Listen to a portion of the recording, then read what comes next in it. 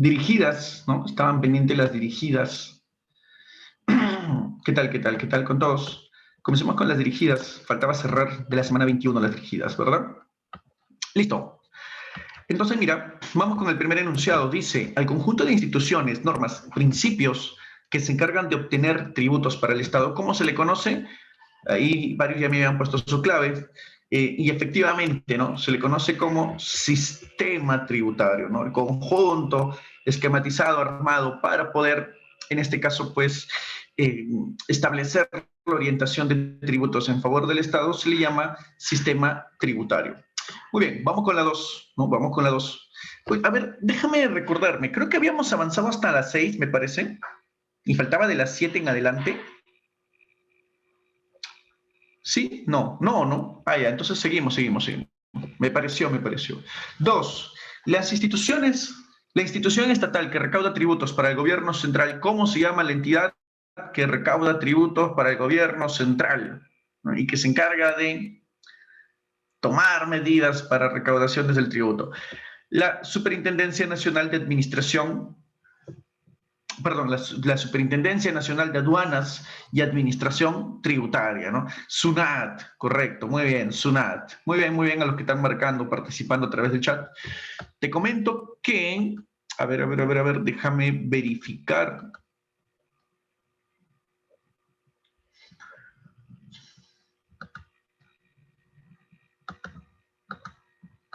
Quiero ver a través del chat.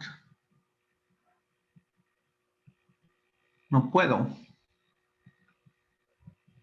No tengo todos los controles.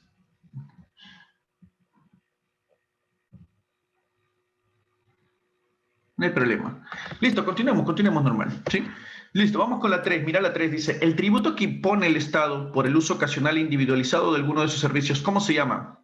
Si es un tributo que te cobra el Estado porque eventualmente, ¿no?, haces uso de algunos bienes o de algunos servicios por parte del Estado.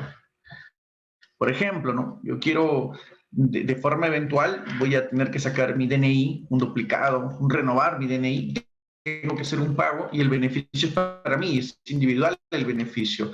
O por ejemplo, no voy a postular examen de admisión o necesito, en este caso, una licencia para portar armas, ¿no? Entonces, ¿cómo se le llama a estos tributos que son de uso ocasional e individualizado? ¿Cómo le llamábamos?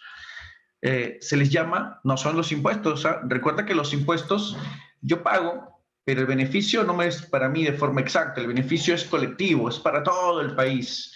En cambio, las tasas, si te das cuenta, cumplen con ese rol de ser un beneficio individual, propio, ¿no? Es la tasa, ¿no? Es la tasa. Profe, la contribución depende, ¿no? Si llegas a utilizar los beneficios, bacán, ¿no? Pero si no utilizas los beneficios, entonces no vas a recibir algo individualizado, termina beneficiándose al resto, porque es una contribución, dices, ¿no? Entonces, tres casita. Vamos con la 4, 3, 2, 1, 4. Producto del COVID-19, nuestro gobierno toma la decisión de no sancionar la no declaración de tributos de las MIPES por el tiempo que dure la cuarentena.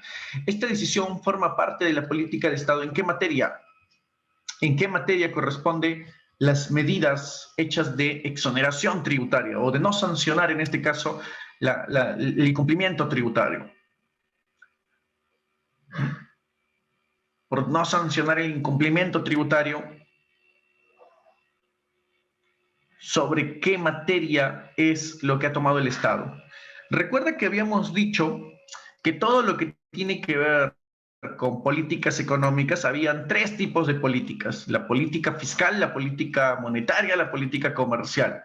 Pero si nosotros nos centramos en la política fiscal, sabemos que hay dos tipos de ingresos, ¿no? Aquellos ingresos, como por ejemplo, ¿no?, pueden ser por préstamos, donaciones que recibe el Estado, porque el Estado de pronto vende algunos activos del mismo Estado, pero la principal forma de ingresos que tiene el Estado dentro de sus ingresos fiscales son los tributos. Profe, entonces, ¿qué vienen a ser las medidas tributarias? Las medidas tributarias vienen a ser del ámbito fiscal, tienen que ver con el ámbito fiscal, corresponden a materia fiscal. Por ello la 4 termina siendo dadito, ¿no? Dadito. Profe, los ingresos fiscales son ingresos tributarios, ¿no?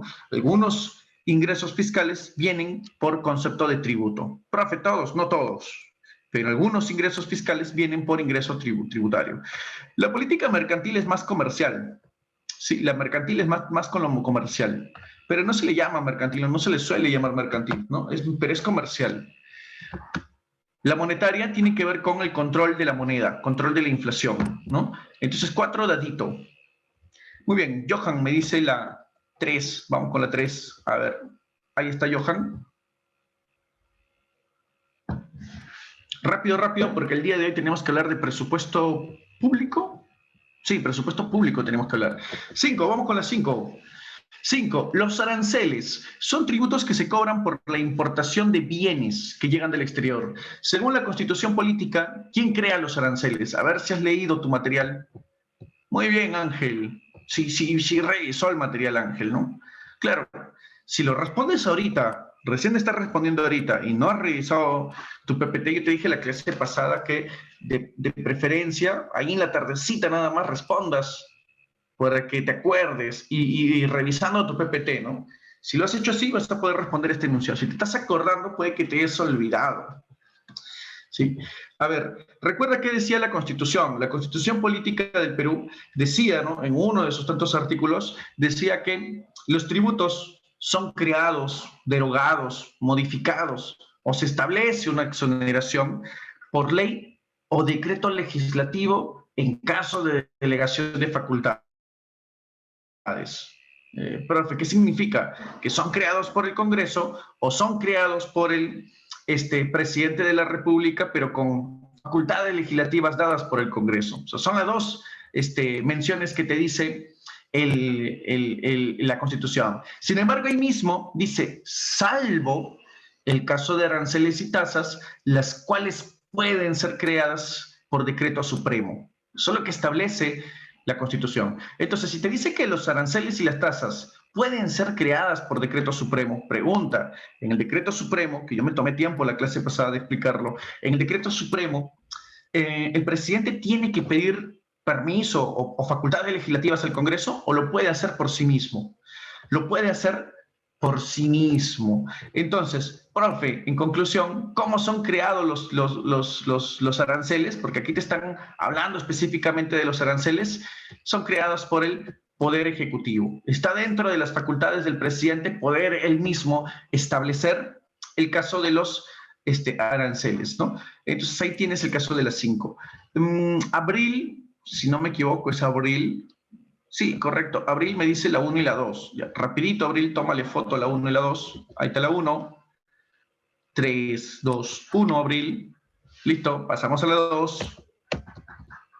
3, 2, 1, Abril. Y de aquí nos vamos a la 6. Sí, vamos a la 6. ¿Listo? No hay problema. Vamos a la 6. Dice, la 6. Los índices de evasión fiscal son altos en nuestro país. Ante ello, es importante adoptar mecanismos de fiscalización y control de pago de tributos. ¿Sobre quién recae esa tarea? Combatir la evasión fiscal.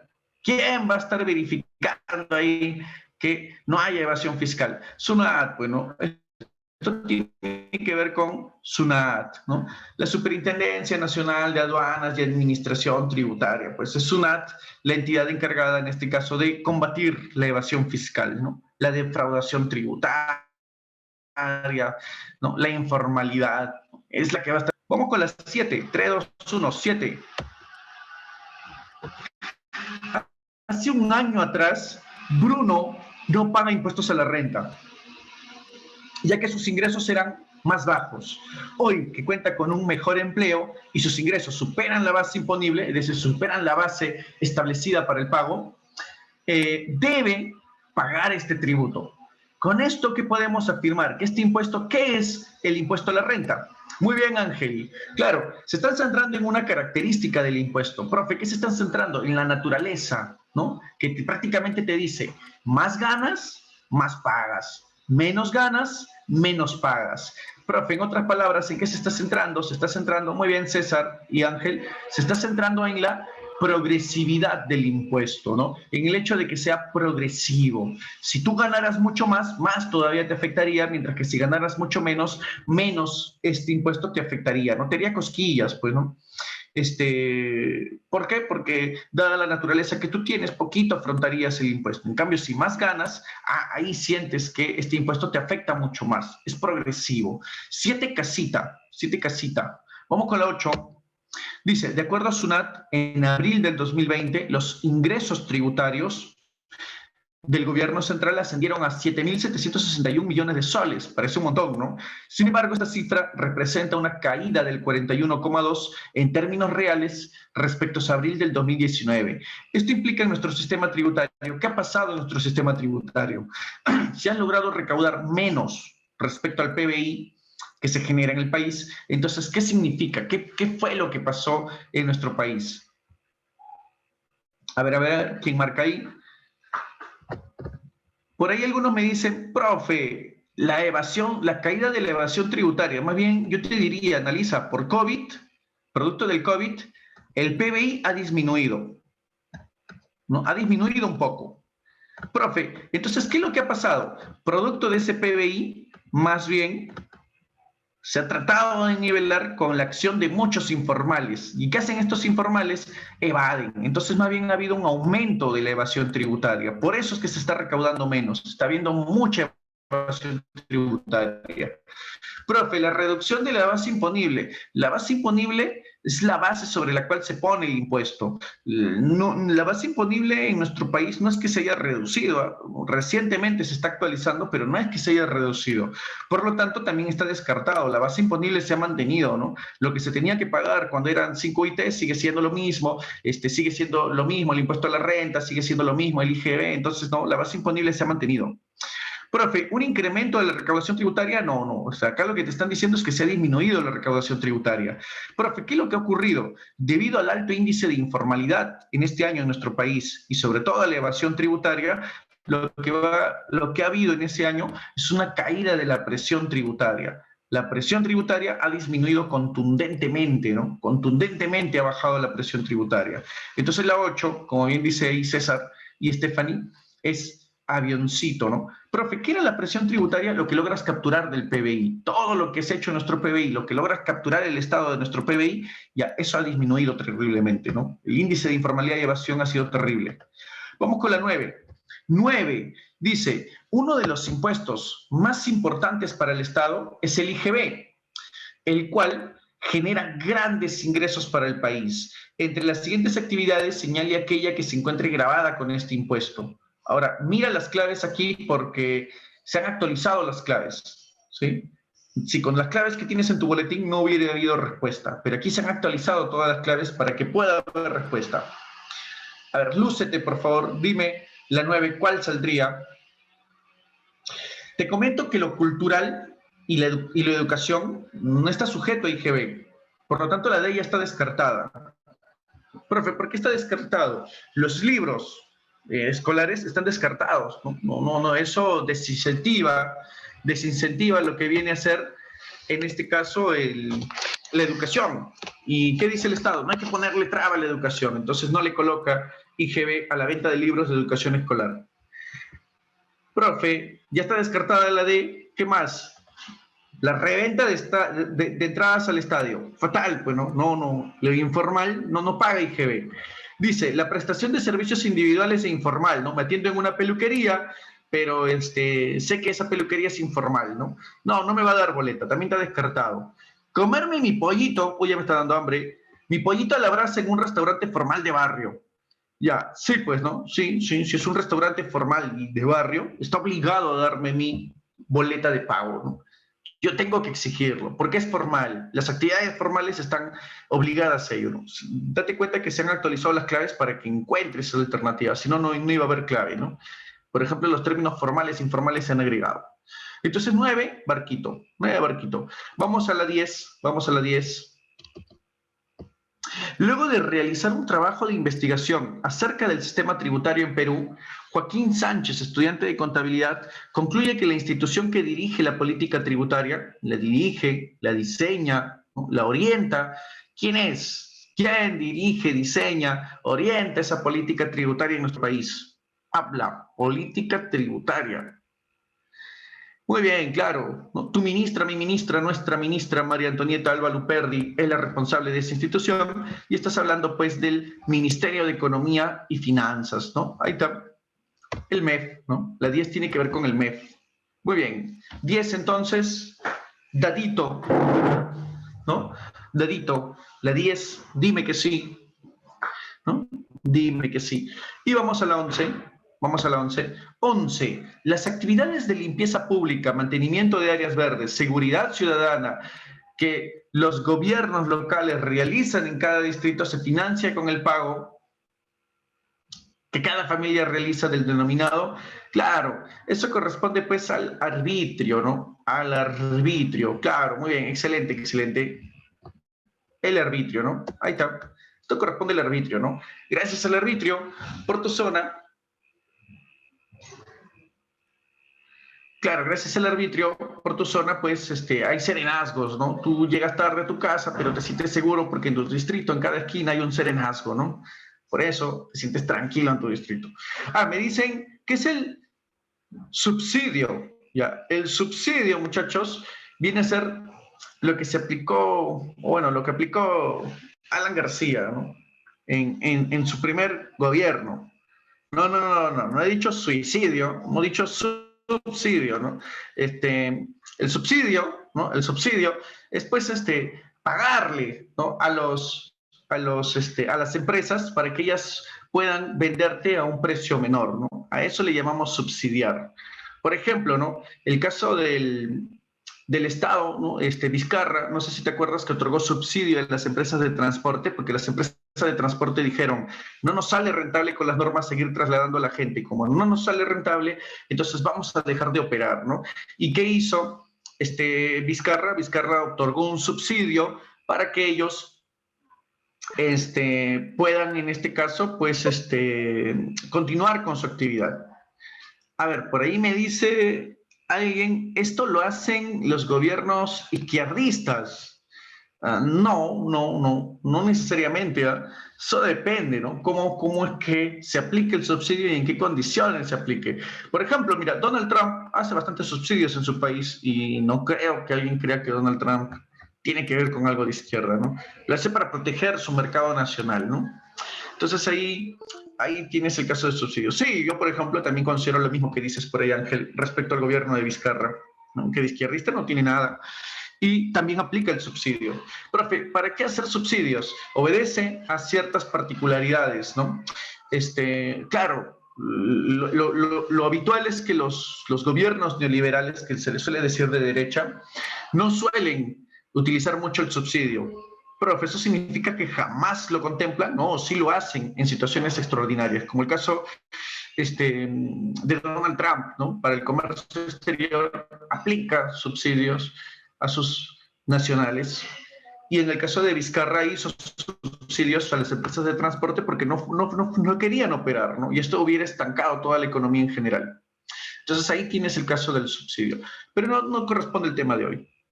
Ahí está, 11, entonces arbitrio, ¿no? Es el tema de la pregunta 11, arbitrio, ¿no? Ahora, si me hablan de izquierdas, o de algunos gobiernos que han tenido tintes de izquierdas, sí, también suelen aplicarlo de manera muy genérica, ¿no? El subsidio. Los impuestos directos son aquellos que, ahí está, lúcete, porque se han actualizado las claves para que haya respuesta aquí. Lúcete. Por favor, recuerda, el impuesto directo, muchachos, el impuesto directo no grava el consumo. Profe, no es la A, no grava el consumo. Los que graban el consumo son los indirectos, porque están dentro del precio. Como los indirectos están dentro del precio, como por ejemplo el IGB, el ISC, el arancel, ¿no? El selectivo, el consumo, etc., ya, estos están dentro del precio, entonces graban el consumo y están dentro del precio. Entonces con eso matamos la A y la D. La A y la D descartados. Profe, ¿quiénes generan más ingresos al Estado? Más ingresos al Estado genera el IGB. Profe, ¿y el IGB qué tipo de impuesto es? Indirecto. Después viene el impuesto a la renta, que es directo, y después viene el ISC, que es indirecto nuevamente. Entonces, en conclusión, decimos que los impuestos indirectos son los que le generan más ingresos al Estado. Profe, ¿qué podemos decir entonces? La B. ¿Por qué? Recuerda que dentro de los impuestos directos tenemos los siguientes. Tenemos el impuesto a la renta, que son aquellos que afectan el ingreso y el patrimonio. La renta afecta al ingreso. Tenemos el impuesto vehicular y el impuesto predial, que afectan el patrimonio. Y tenemos el impuesto a los juegos y apuestas. Impuestos a los juegos y apuestas. ¿Qué decimos de estos tres? Los cobra el gobierno local. ¿Qué decimos del impuesto a la renta? Los cobra el gobierno central, SUNAT, ¿no? Entonces, ¿qué podemos decir? Podemos decir que también son recaudados por el gobierno central, ¿no? El gobierno central también los recauda. También los recauda. Entonces, la clave aquí termina siendo barquito, ¿no? La B de bonito, ¿no? La B de bonito. La B de bonito, ¿no? La B de bye bye, ¿no? Ahí está. Muy bien. Ahora sí, lúcete, por favor, con las domiciliarias para ya poder cerrar todas estas preguntas. Ahí está, lúcete. 3 segundos, 2 segundos, 1 segundo, pasamos a la 2. Ahí está. 3, 2, 1. Coronavirus está en todas. Estas son las multas por incumplimiento de la cuarentena. Ahí está. 3. 3. Ah, muy buena tu pregunta, Juliana. Cierto, un alumno me dijo que aquí había corrección y tiene razón. Actualiza aquí tu clave porque está mal. Bórrale in. Bórrale in. No debe ir in. Tienes razón, Juliana. Si no, estaría mal la clave. Tienes razón, Juliana, ¿no? Debería ser mediato. Profe, ¿por qué? La contribución no genera un beneficio inmediato, genera un beneficio a futuro. Y si cumples los requisitos, si no cumples, no te vas a sentir beneficiado, ¿no? Entonces tienes razón, Juliana, si me decías por la 3. Esta es la 3 de las domiciliarias de la semana pasada. ¿Esa era tu consulta, no es cierto, Juliana? Claro, porque si dice in, más parece una tasa, ¿no? Y no es inmediato, mediato. Le borras el in y ahora sí tiene razón de ser la clave. Sí. Muy bien, cerramos. Y vamos a la siguiente. Claro, aquí también la 4. 1, 2, 3. El IPM, Impuesto de Promoción Municipal, por si acaso, está dentro del IGB. Pasamos a las 5. 3, 2, 1, 5. Ahí está. Más preguntas de impuesto a la renta. Y cerramos con las 6. ¿No? Cerramos con las 6. 3, 2, 1. Cerramos con el enunciado 6. Ahí está. Contribuyentes de BNP.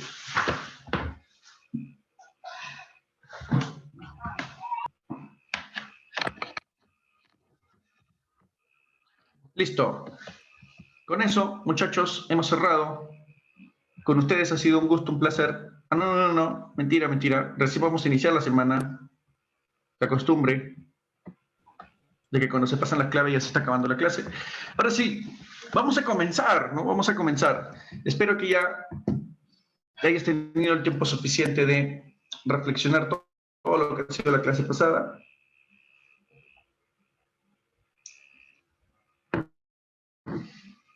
Ahora vamos a desarrollar el presupuesto público. No es tan complejo. Objetivo de la clase, conocer el concepto de presupuesto público, identificar las fases del ciclo presupuestario, entender la estructura del presupuesto público y, para finalizar, conocer el concepto y los principales acreedores de nuestra deuda pública. Son muchos objetivos y, a pesar de eso, te vuelvo a repetir, 1 hora, 1 hora y 10 debería durar la exposición de la clase. Te pido mucha atención y que participes con tus preguntas como habitualmente le sueles hacer. Para hablar de presupuesto público, tienes que entender que es un presupuesto. Muchachos, un presupuesto es la planificación de un gasto a futuro con sus respectivos ingresos. O sea, también los ingresos son a futuros. Profe, ¿voy a planificar un gasto a futuro con algo que todavía no tengo? No lo tienes. Lo vas a tener. Esperas tener ese ingreso a futuro para alcanzar esa meta de gasto a futuro. Por ejemplo, ¿no? Alguien dice, me voy a comprar mi PlayStation 5. Para comprarme mi PlayStation 5 voy a ahorrar todos los días 3 soles, 5 soles, ¿no? Y comienza a presupuestar cuándo es la fecha cuándo es que se va a hacer la compra y con qué recursos es que va a lograr a comprar ese PlayStation, ¿no? Eso es un presupuesto. Profe, ¿se puede hacer de forma empírica y documentaria? Sí, de forma empírica. Por ejemplo, ¿no? Yo veo algún padre de familia que dice, mira, tantos son mis ingresos, tantos son mis gastos, ahora mi hijo va a estudiar en academia. Hay un gasto adicional. ¿Cómo lo cubro? Y comienza de pronto a presupuestar, ¿no? Mentalmente dice, bueno, con esto de aquí no me voy a tratar de evitar este gasto y comienzo a planificar, ¿no? Y mes tras mes hace un presupuesto de cómo poder cubrir todas esas necesidades con el dinero que confía va a obtener en ese mes, ¿no? Y así hace un presupuesto mensual, ¿no? Un presupuesto que va durando cada mes. Profe, ¿las empresas hacen presupuesto? También, las empresas también realizan un presupuesto. Claro que en el caso de las empresas, entenderás, no es nada empírico, ¿no? Las empresas digitalizan todo. A través de sus proyecciones, la empresa va a tratar de poder estimar, en este caso, el presupuesto que va a tener. No sé si te acuerdas que en emprendimiento manejamos un tema llamado flujo de caja. El flujo de caja permitía a las empresas poder proyectarse a futuro cuánto dinero iban a tener y cuánto dinero posiblemente iban a perder en algunos meses, cuánto dinero tenían que guardar para los siguientes meses, ¿no? Y el flujo de caja es como una especie de presupuesto que manejan las empresas. Profe, ¿y hay personas que digitalizan todo eso en un Excel? Sí, hay personas y familias que proyectan todos sus ingresos y gastos y lo van colocando en un Excel, ¿no? Tanto va a ser mi gasto, tanto me va a quedar, ¿no? A recreación le voy a asignar tanto para poder divertirme bien, pero responsablemente sin que choque con algunos gastos a futuro. Y algo que debes reconocer del presupuesto son 3 momentos. Profe, ¿cuáles son esos 3 momentos? Uno, cuando se elabora el presupuesto, ¿no? Cuando lo estás planeando, lo estás planificando. Dos, cuando se desarrolla el presupuesto, viene la ejecución de ese presupuesto. Y 3, el resultado, saber cómo nos fue en el desarrollo de ese presupuesto, tomando todas las notas y gastos para tener una experiencia posterior. Profe, un ejemplo, el ejemplo más típico que encontramos de un presupuesto, ¿no? Yo sé que no lo llaman así muchos, pero el ejemplo más típico es el que hacen la gran mayoría de amas de casa cuando van a ir al mercado. La gran mayoría de amas de casas de nuestro país, ¿no? Sabemos que esto no es por nada sexista, hay varones que van al mercado, pero la mayoría de varones somos muy torpes yendo al mercado, ¿no? Creo que esto y en COVID lo hemos cotejado, ¿no? Varones yendo a comprar, somos pésimos, ¿no? Mayoritariamente hablando. Somos un 0 a la izquierda cuando estamos haciendo compras. Pero sí sabemos que la mayor parte de amas de casa tiene una habitual responsabilidad y estructura cuando hacen estas compras. Empezando con la elaboración de la lista, ¿no? Una vez has escuchado a tu mamá hacer la lista del mercado, ya cuando hace la lista y proyecta un diario que ella misma lo genera o que lo puede generar papá, no sé, bajo las condiciones que estén en casa, profe, ¿qué está haciendo mamá? Mamá lo que está haciendo, o con el aporte de ambos también, lo que está haciendo mamá es un presupuesto. Hace la lista del mercado, coteja todos los gastos que va a hacer, coteja con el ingreso que va a tener y hace un presupuesto hasta incluso semanal a veces, ¿no? Profe, ¿qué es eso? Esa es la parte de elaboración. Entiende que la elaboración es perfecta. El presupuesto siempre es perfecto en su elaboración. Por lo tanto, ingresos y gastos siempre son iguales porque en el presupuesto todo es equivalente. Profe, y en el desarrollo, en el desarrollo encuentro todo la realidad. Algunos precios subieron más, otros precios bajaron más, hay dinero que me puede sobrar, hay dinero que me puede faltar. ¿Qué hace mamá? En ejecución lo que hace son los ajustes necesarios para que se pueda adquirir los productos sin generar mayor perjuicio en la canasta que consume la familia.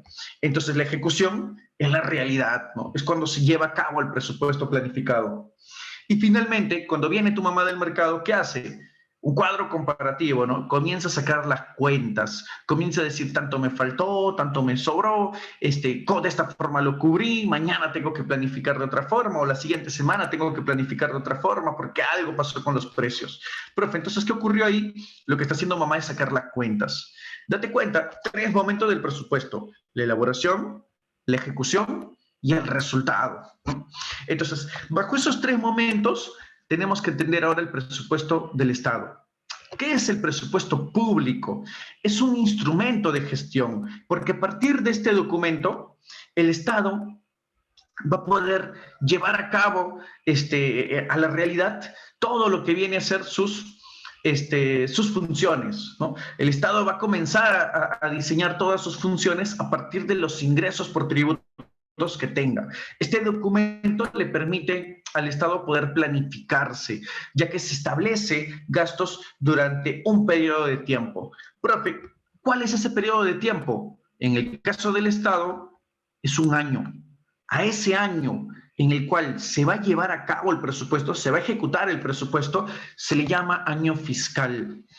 En el caso de nuestro país, ¿no? Hay países que sus años fiscales empiezan en julio, acaban en junio, otros empiezan en agosto, acaban en julio, pero en el caso de nuestro país, tranquilo, tranquilo, que no te complican con año fiscal. El año fiscal empieza el 1 de enero, acaba el 31 de diciembre.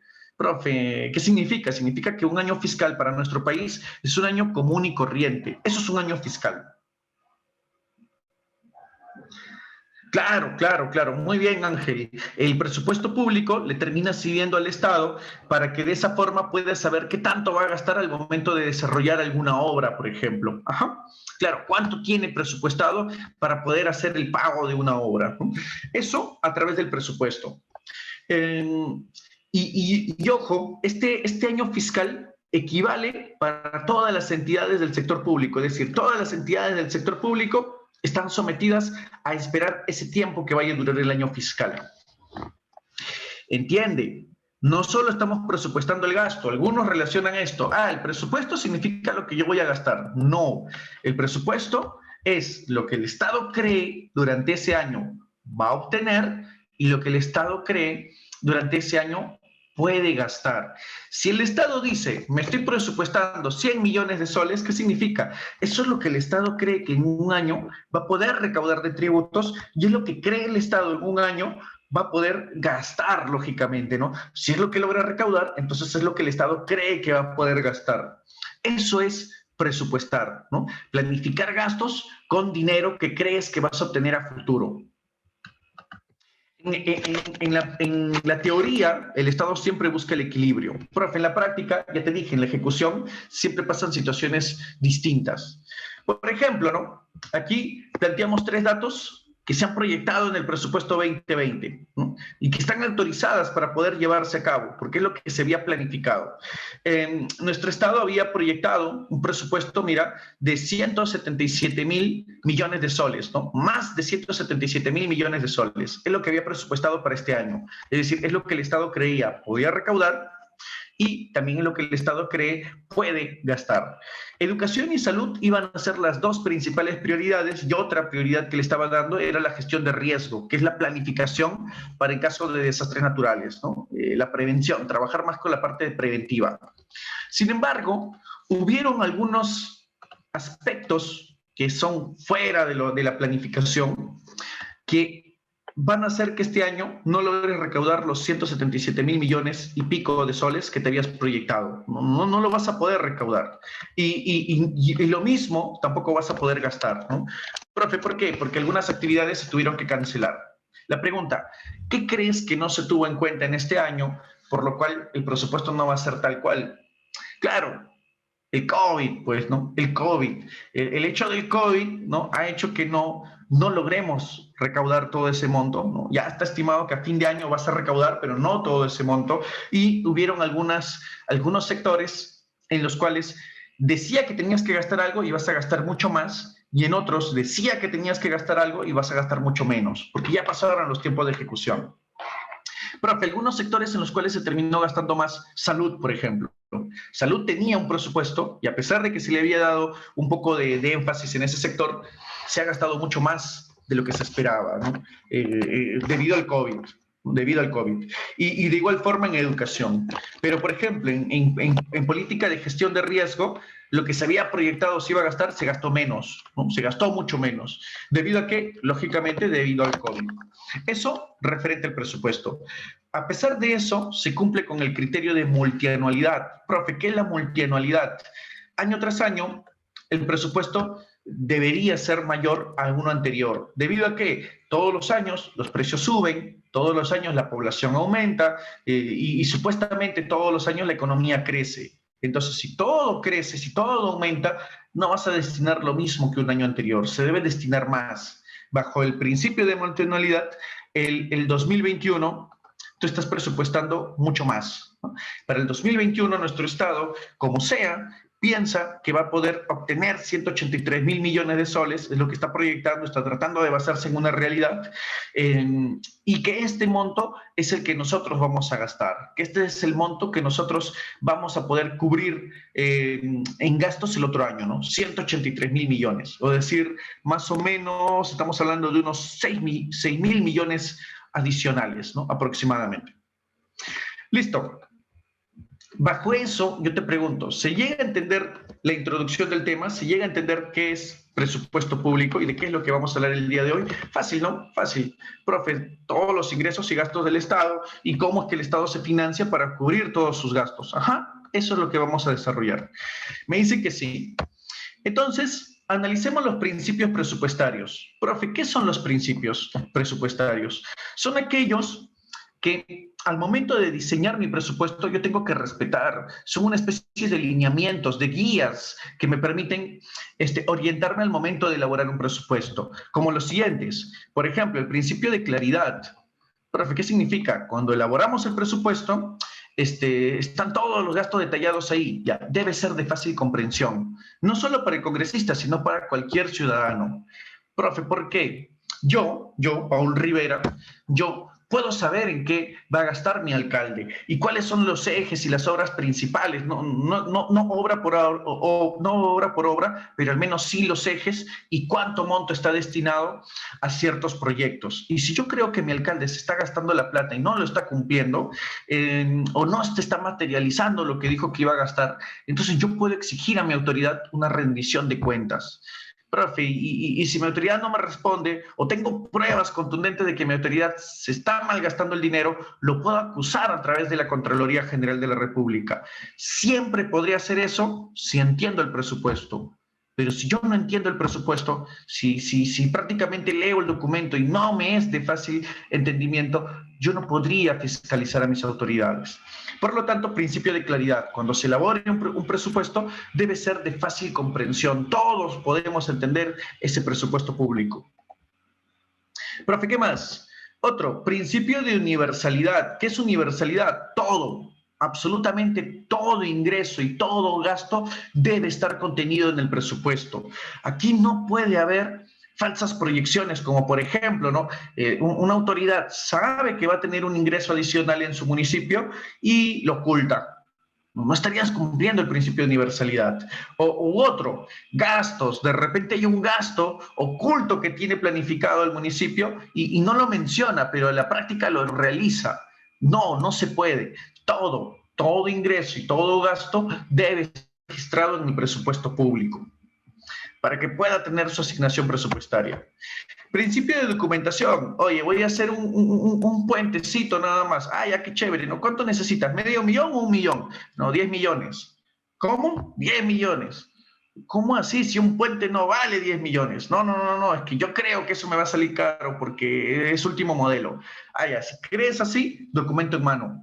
¿Dónde están los estudios técnicos de que ese puente va a valer tanto? ¿Dónde están más o menos las últimas licitaciones o referencias que me digan que ese puente está allí, ¿no?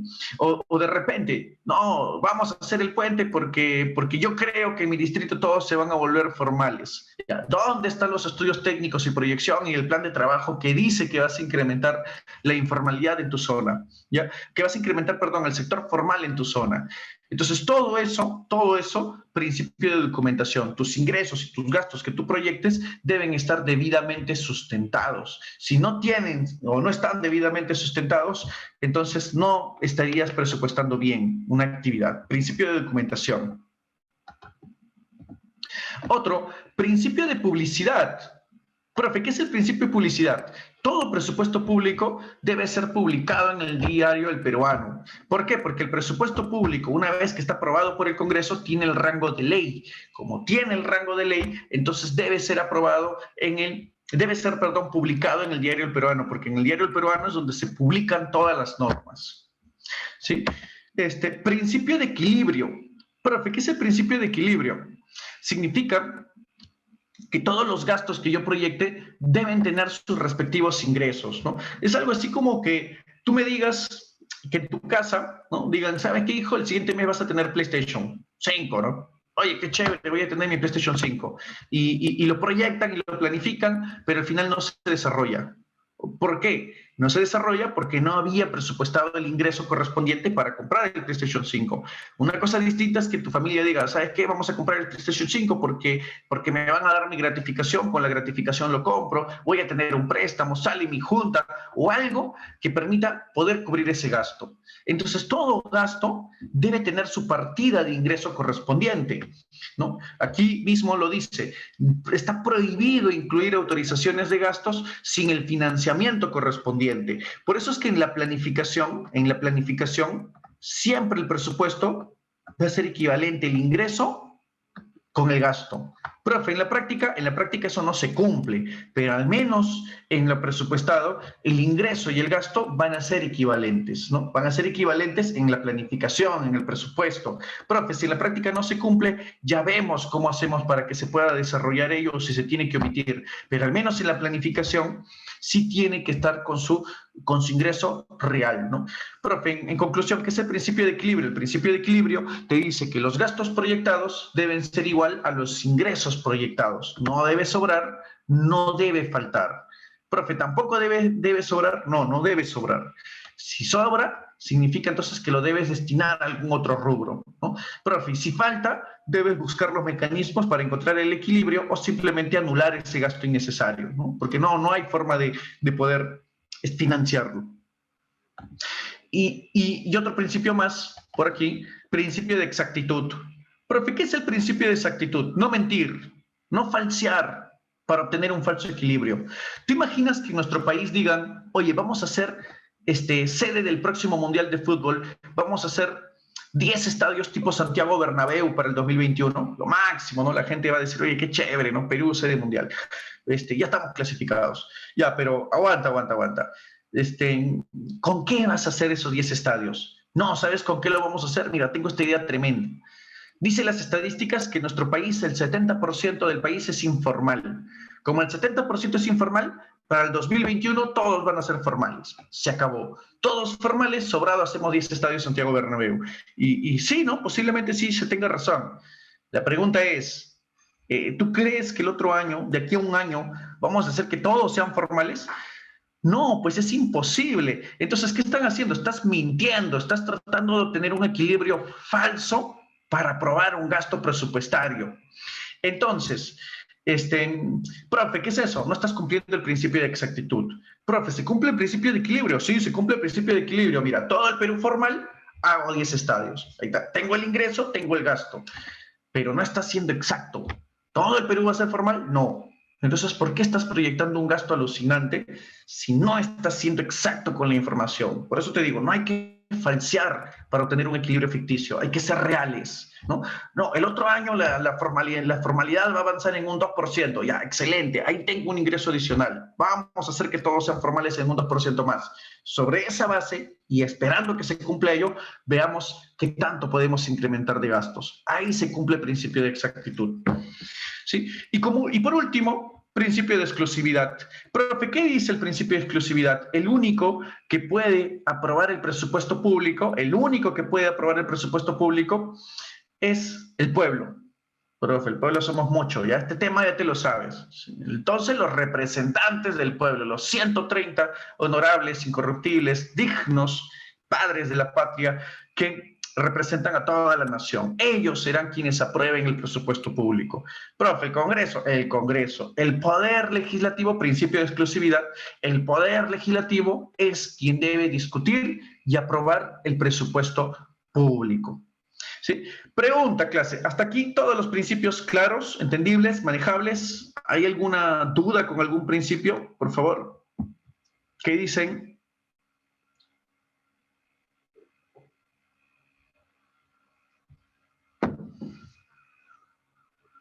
Kennedy, Stephanie, Jesús, Ángel. Seguimos preguntando. César, Juliana, ¿qué dicen? ¿Todo bien? ¿Todo manejable? ¿Todo entendible? Sí, listo. A ver, te comento un dato antes de continuar para cerrar todavía con principios, porque hay unos principios más. Te comento unos datos que la clase pasada yo ya tenía mencionado. Mira, habíamos dicho que había una pirámide de normas y 3 niveles te había mostrado, ¿no? Normas de primer nivel, de segundo nivel, de tercer nivel. En las normas de primer nivel, ¿te acuerdas quién estaba? ¿Quiénes estaban las normas de primer nivel? La Constitución, ¿no? Nada puede contradecir a la Constitución, porque la Constitución era la norma máxima, ¿no? Ahí está, la Constitución. Pero en el segundo nivel se encuentran las normas de ley, ¿no? Las normas que tienen fuerza de ley, ¿no? O peso de ley. Ahí están las leyes ordinarias, orgánicas que hace el Congreso, pero de manera general yo le voy a poner ley, ¿sí? Ley que hace el Congreso. Y la ley tiene más fuerza que cualquier otra norma dentro de esta misma categoría. Sin embargo, algo que debemos de saber, ¿no? Es que las leyes las hace el Congreso, y a pesar de que las hace el Congreso, bueno, en el tercero están los decretos, pero ya los decretos, y está el decreto supremo, ¿no? El decreto supremo como máximo. Hay varios decretos, pero aquí tienes el decreto supremo como máximo. Pero lo interesante aquí era la ley. En el caso de ley, si el presidente quiere hacer una especie de ley, ¿no? Quiere hacer una especie de ley pidiéndole facultades legislativas al Congreso. ¿Cómo le llamamos a eso? ¿Te acuerdas? Si el Congreso le da a ello, ¿cómo le llamamos a lo que emite el presidente cuando pidió facultades legislativas al Congreso y este se las dio? ¿Cómo le llamas a esos tipos de decretos? Se le llaman decretos legislativos. ¿Te acuerdas, no? ¿Qué era el decreto legislativo? El decreto legislativo es cuando Claro, son decretos que tienen rango de ley, tienen el mismo peso, ¿no? Tienen el peso de ley, a pesar de que una ley sí puede anular un decreto legislativo, ¿sí? Pero tiene el peso de ley o tiene la fuerza de ley. Profe, ¿qué es un decreto legislativo? Un decreto legislativo es cuando el presidente de la República acude al Congreso y pide facultades legislativas. Significa que es como que le pide permiso al Congreso, le pide permiso a los representantes del pueblo para poder hacer leyes. Si el Congreso se las otorga, el presidente lo puede hacer. Si no, el presidente no puede hacer decretos legislativos. Y solamente pueden ser en temas financieros, perdón, en temas económicos y jurídicos, nada más, ¿no? Decreto legislativo. Pregunta, ¿hasta aquí todo bien? ¿Todo bien, por favor? ¿Todo bien? ¿Entendible? Sí. Muy bien. Atención, que existe otra norma que también tiene el peso de ley, también tiene fuerza de ley equivalente y que también la hace el presidente de la República, llamada decreto de urgencia. Profe, ¿qué es el decreto de urgencia? El decreto de urgencia es aquella situación en la cual el presidente hace una norma con rango de ley, pero no le pide permiso al Congreso. Profe, ¿por qué? Porque el país atraviesa por una situación extraordinaria, porque nuestro país atraviesa por una urgencia, pues, ¿no? Y como hay una urgencia, no hay tiempo de que el presidente vaya al Congreso y le diga, Congreso, un favor, he venido aquí a que ustedes me den facultades legislativas, y el Congreso todavía diga los archivos, se ponen a votar, etc., etc. No hay tiempo de eso. Como no hay tiempo de eso, el presidente puede hacer eso por decreto de urgencia, pero eso sí, luego tiene que explicarle al Congreso de la República por qué lo ha hecho, ¿no? ¿Por qué lo ha hecho?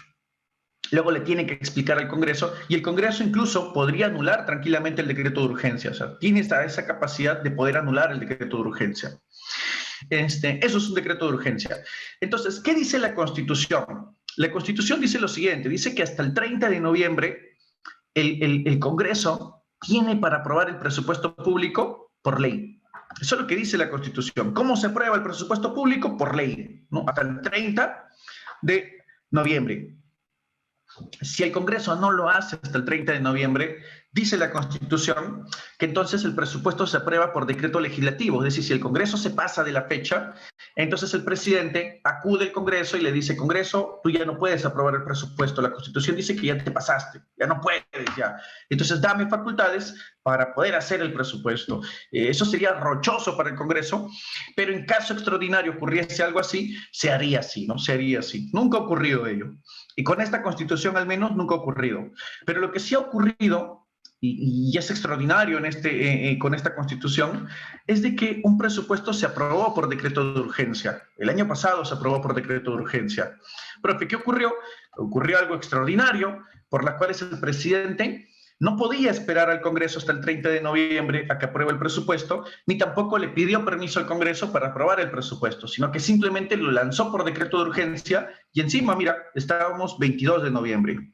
Pregunta clase, ¿te acuerdas qué extraordinario ocurrió el año pasado para que el presidente tenga una medida extraordinaria y lo apruebe por decreto de urgencia sin respetar la ley y el decreto legislativo? ¿Qué pasó el año pasado? ¿Te acuerdas qué ocurrió el año pasado? Un poco contextualizando, algo de noticias debes haber visto el año pasado. ¿Te acuerdas qué pasó un 30 de septiembre del 2019?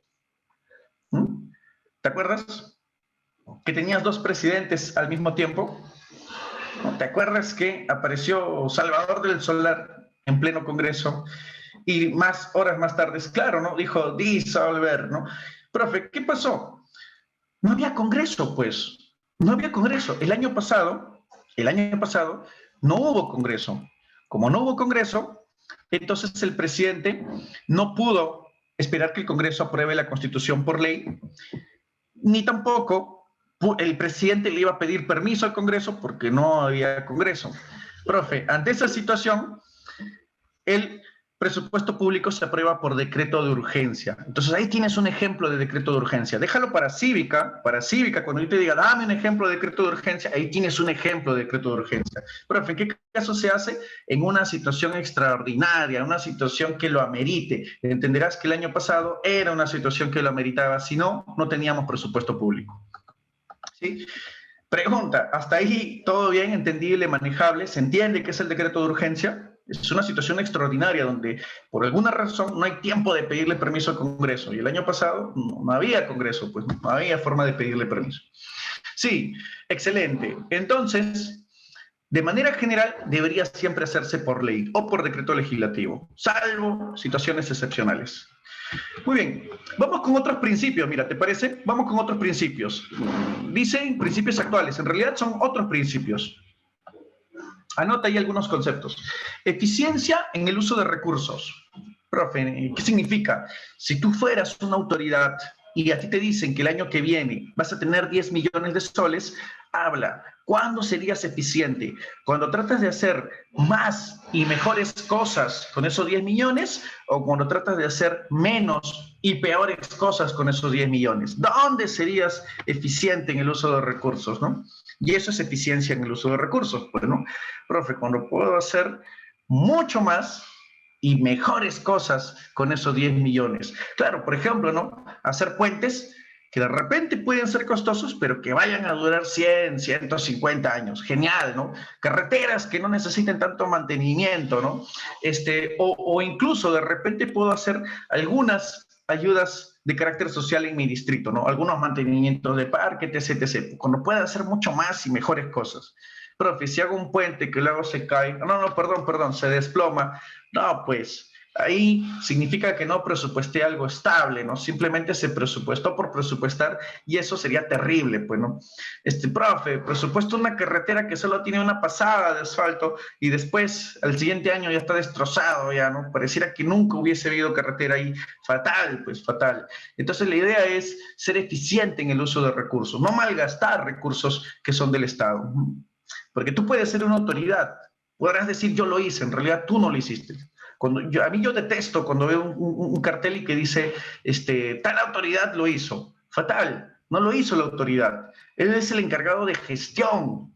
En realidad lo hizo el pueblo con sus tributos y la autoridad tiene que plasmarlo en la realidad, ¿no? Entonces, como él es responsable, le estamos encargando esa responsabilidad, que haga lo mejor posible, ¿no? No que haga algo solo para que quede su nombre y después no vale. Presupuesto descentralizado. Profe, ¿qué significa? Significa que en el presupuesto se debe incluir o se debe tratar de incluir todas las zonas del país, ¿no? Profe, por ejemplo, ¿no? Si yo soy de San Juan del Lurigancho, más presupuesto y solamente hacemos para la zona más importante de San Juan del Lurigancho, ¿no? Hacemos para Zárate, para Las Flores y ya está. No, no hay que descuidar Zárate ni Las Flores. La idea no es descuidarlo, hay que mantener la calidad de vida que ya tiene esa población, pero hay que destinarlo también hacia zonas que están más lejanas, ¿no? Por ejemplo, Marical Cáceres, Canto Grande, ¿no?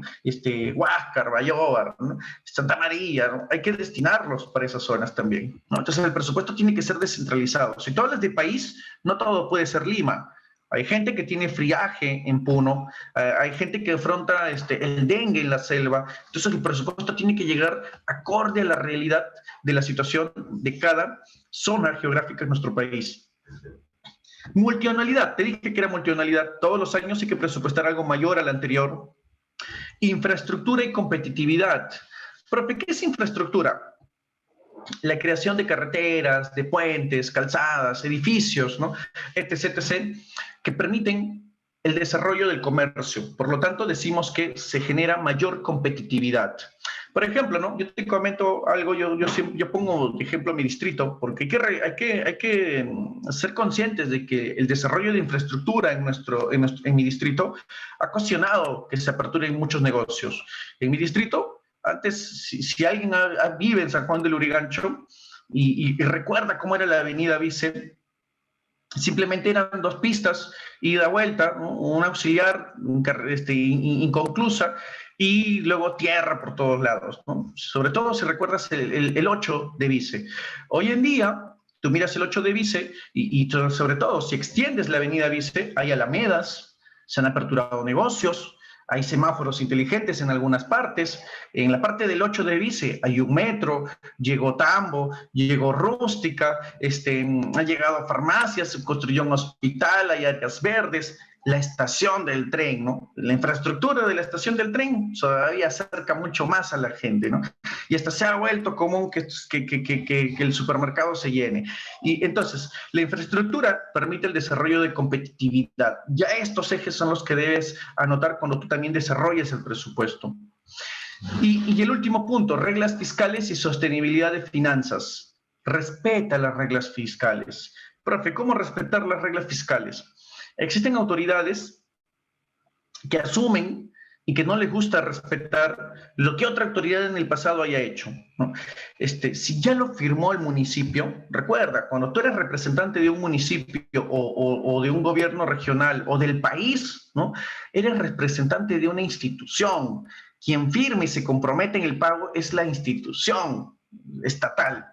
Entonces, sería terrible esta situación, ¿no? Que aparezca una autoridad y diga, no, ¿sabes qué? Mira, esta deuda la desconozco. No voy a cumplir con esta deuda. Profe, ¿qué ocurre si hace ello? Si hace ello en buena hora, ¿no? De repente durante 2, 3 años, debido a que no estamos pagando esa deuda, tenemos mayores ingresos y bacán, ¿no? Porque de esa forma podemos hacer obras. Pero luego a futuro nos ganan en un juicio internacional y esta entidad va a pedir el cobro de los intereses que se han venido acumulando en este tiempo y el pago de indemnización. Y la deuda se hace más caótica, se hace impagable. Tú te quieres prestar de otros y no te van a poder prestar porque ya tienes una deuda con otro y encima tienes que cumplir con esos pagos. Si no demuestras capacidad de pago, poco a poco el municipio, el gobierno regional o el mismo estado se queda sin sostenibilidad para poder financiar proyectos a futuro.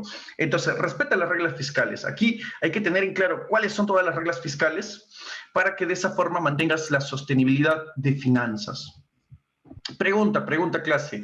Aquí algunos principios adicionales. Si llegan a entender todos, por favor, se llegan a comprender los principios que he mencionado hasta aquí en este PPT.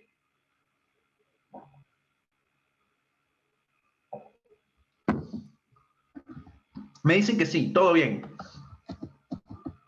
Muy bien. Ahora vamos al ciclo presupuestario. Profe, ¿qué decimos del ciclo presupuestario?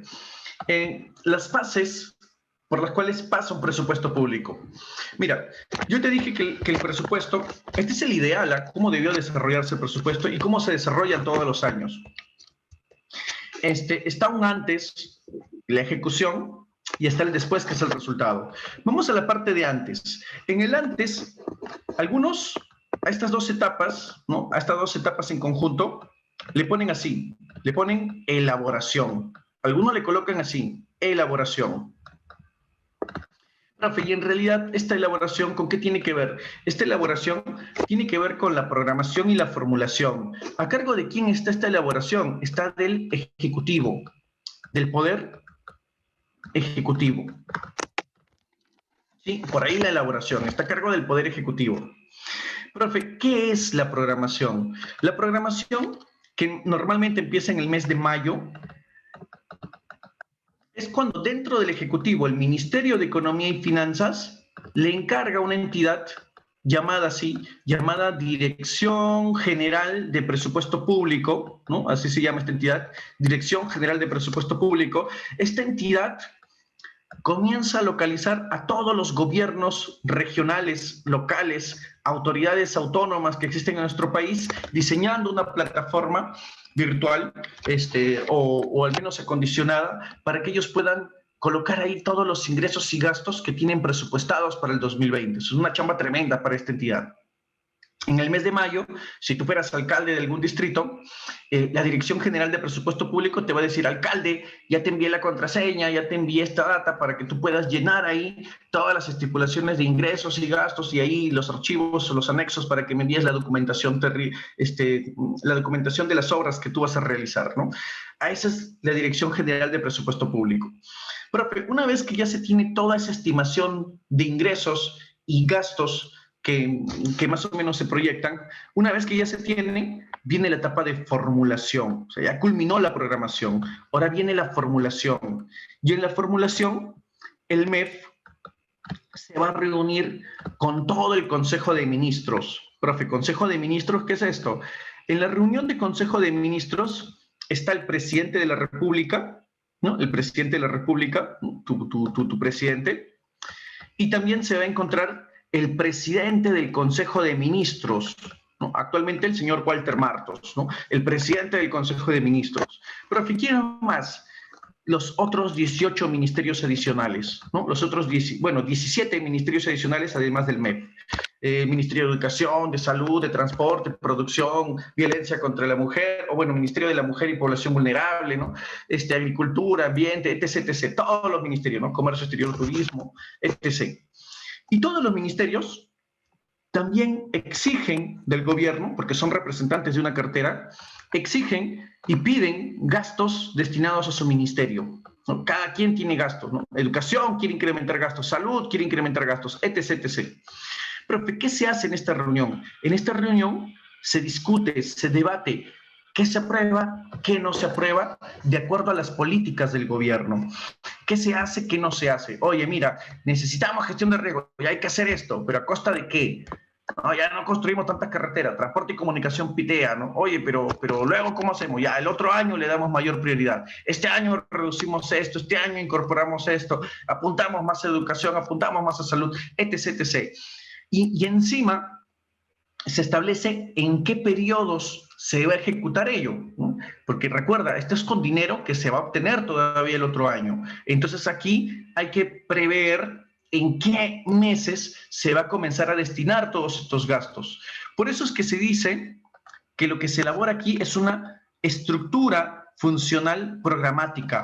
Profe, ¿cómo estructura? Una especie de Excel, ¿no? Donde están detallados todos los ingresos y gastos, ¿no? Funcional, porque eso es lo que se va a utilizar, y programática, donde te dice, ¿no? En enero tanto, en febrero tanto, en marzo tanto, en abril tanto, ¿no? Entonces aquí se termina de elaborar todo ese documento con todas esas fechas y todos esos periodos, además de aprobar todo lo que también van a hacer los gobiernos regionales y locales. Profe, una vez que se aprobó en Consejo de Ministros, este documento culminado ya fue formulado, ya tiene el rango de proyecto de ley. Profe, proyecto de ley, sí, proyecto de ley, porque todavía no es ley. Esto se llama proyecto de ley y es enviado al Congreso. ¿Hasta cuándo tienen plazo para hacer todo ello? El plazo máximo, 30 de agosto. El día que tú dices Santa Rosita de Lima, ya, hasta ahí caducó la fecha para que el Ejecutivo envíe esto hacia el Congreso. Normalmente todos los ejecutivos lo envían antes, ¿no? 22 de agosto, 25 de agosto, 28 de agosto. Están enviando el presupuesto público, que con tiempo han tenido que ir trabajando, lo han elaborado y se lo están enviando al Congreso antes de la fecha establecida. Pregunta, aquí llevamos dos etapas, dos momentos de lo que viene a ser la elaboración. ¿Se llega a entender esto? Claro, algunos me dicen que por ahí han llevado Excel, ¿no? Qué bueno, porque aquí se van a usar todas esas herramientas. ¿Se llega a entender estas dos partes, programación y formulación? Por favor, ¿qué dicen? Stephanie, Yesenia, Sofía. Sí, todo bien, todo bien. Muy bien.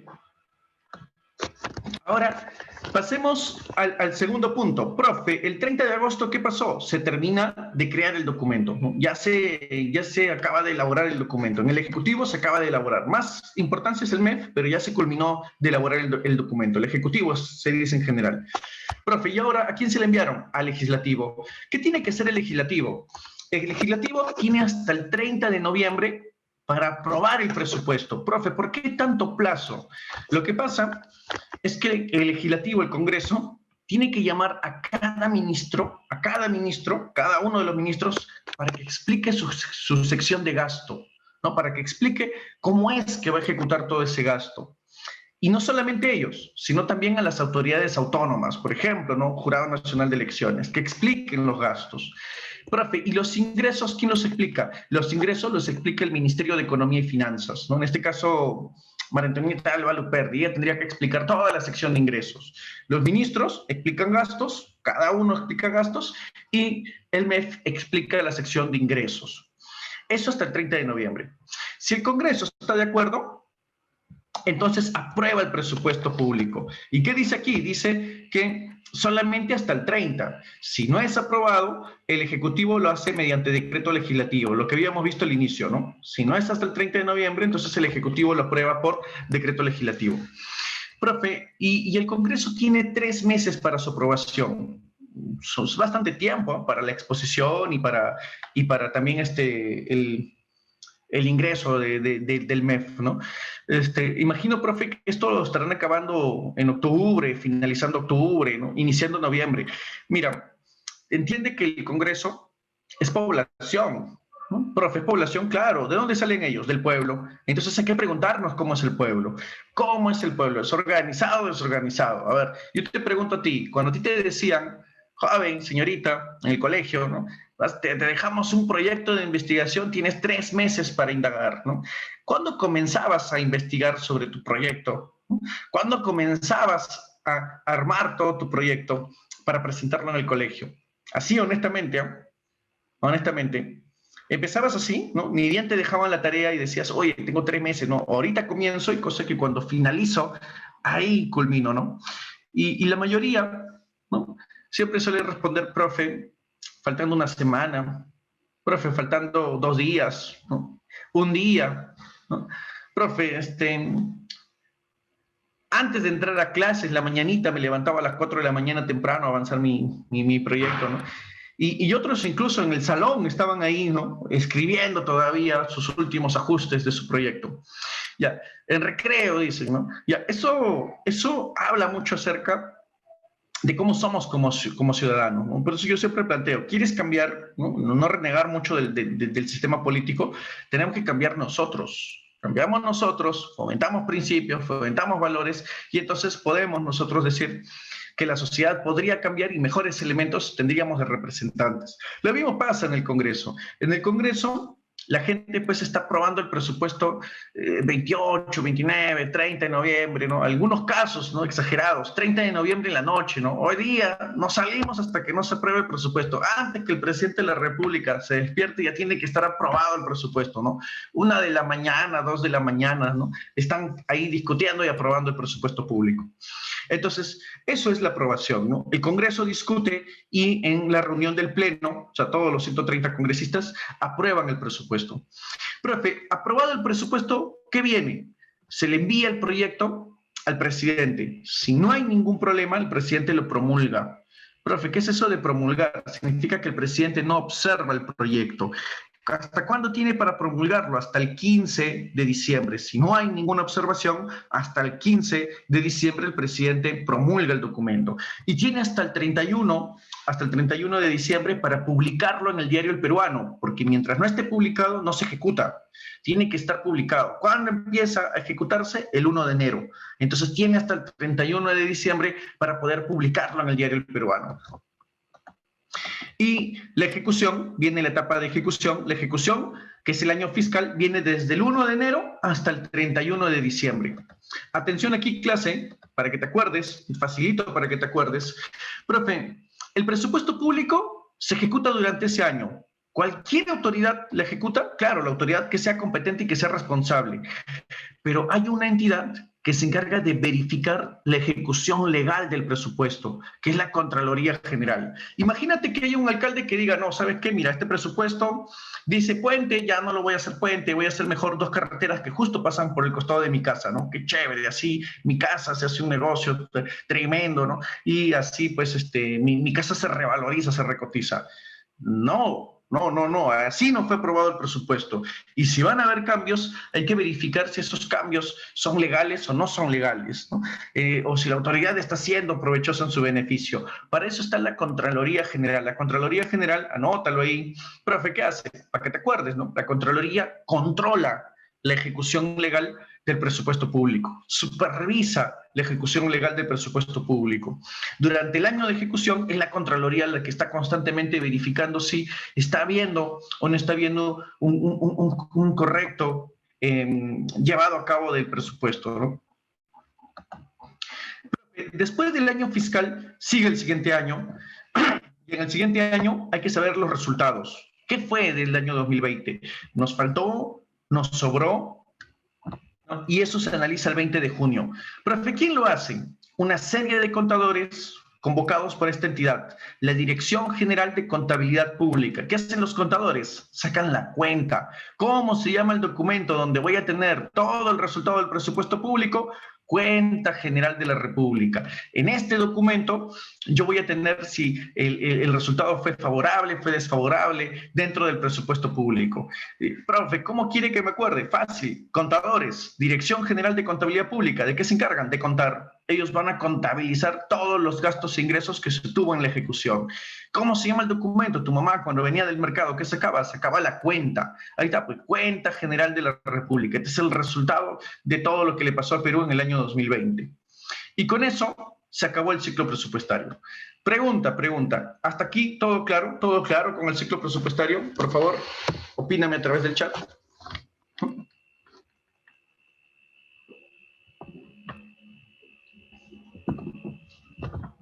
¿Sí? ¿Todo bien?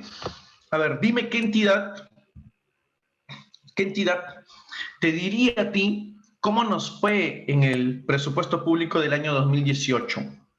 Habla, ¿qué entidad podría decirte cómo nos fue a nosotros en el presupuesto público del 2018? ¿La Contraloría General o la Dirección General de Contabilidad? La Dirección General de Contabilidad, claro. La Dirección General de Contabilidad es la que te podría decir cómo nos fue en el 2018. ¿Y cómo se llama ese documento donde tengo el resultado de la ejecución del presupuesto público del 2018? ¿Cómo se llama ese documento?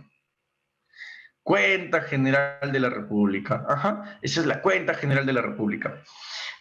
Pregunta, y si de pronto tienes este caso, tienes que... Se está acusando a un gobierno regional por haber hecho malversación de fondos de los recursos de su distrito. Ahora, ¿qué entidad crees que está detrás de toda esta investigación?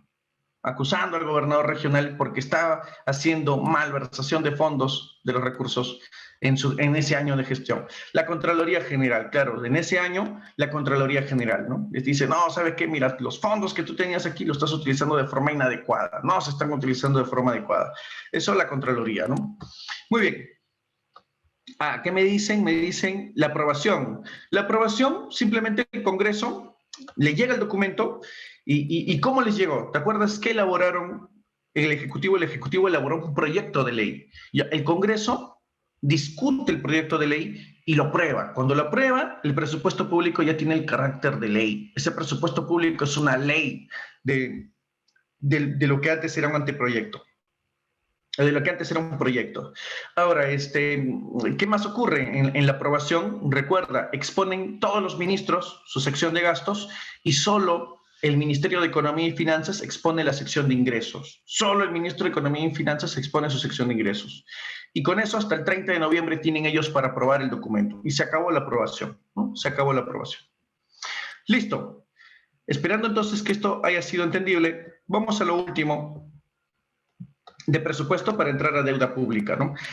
Facilito, la estructura del presupuesto. Profe, ¿cómo se divide el presupuesto? Mira, tienes ingreso fiscal, hay 4 cuentas. Atención aquí, hay 4 cuentas.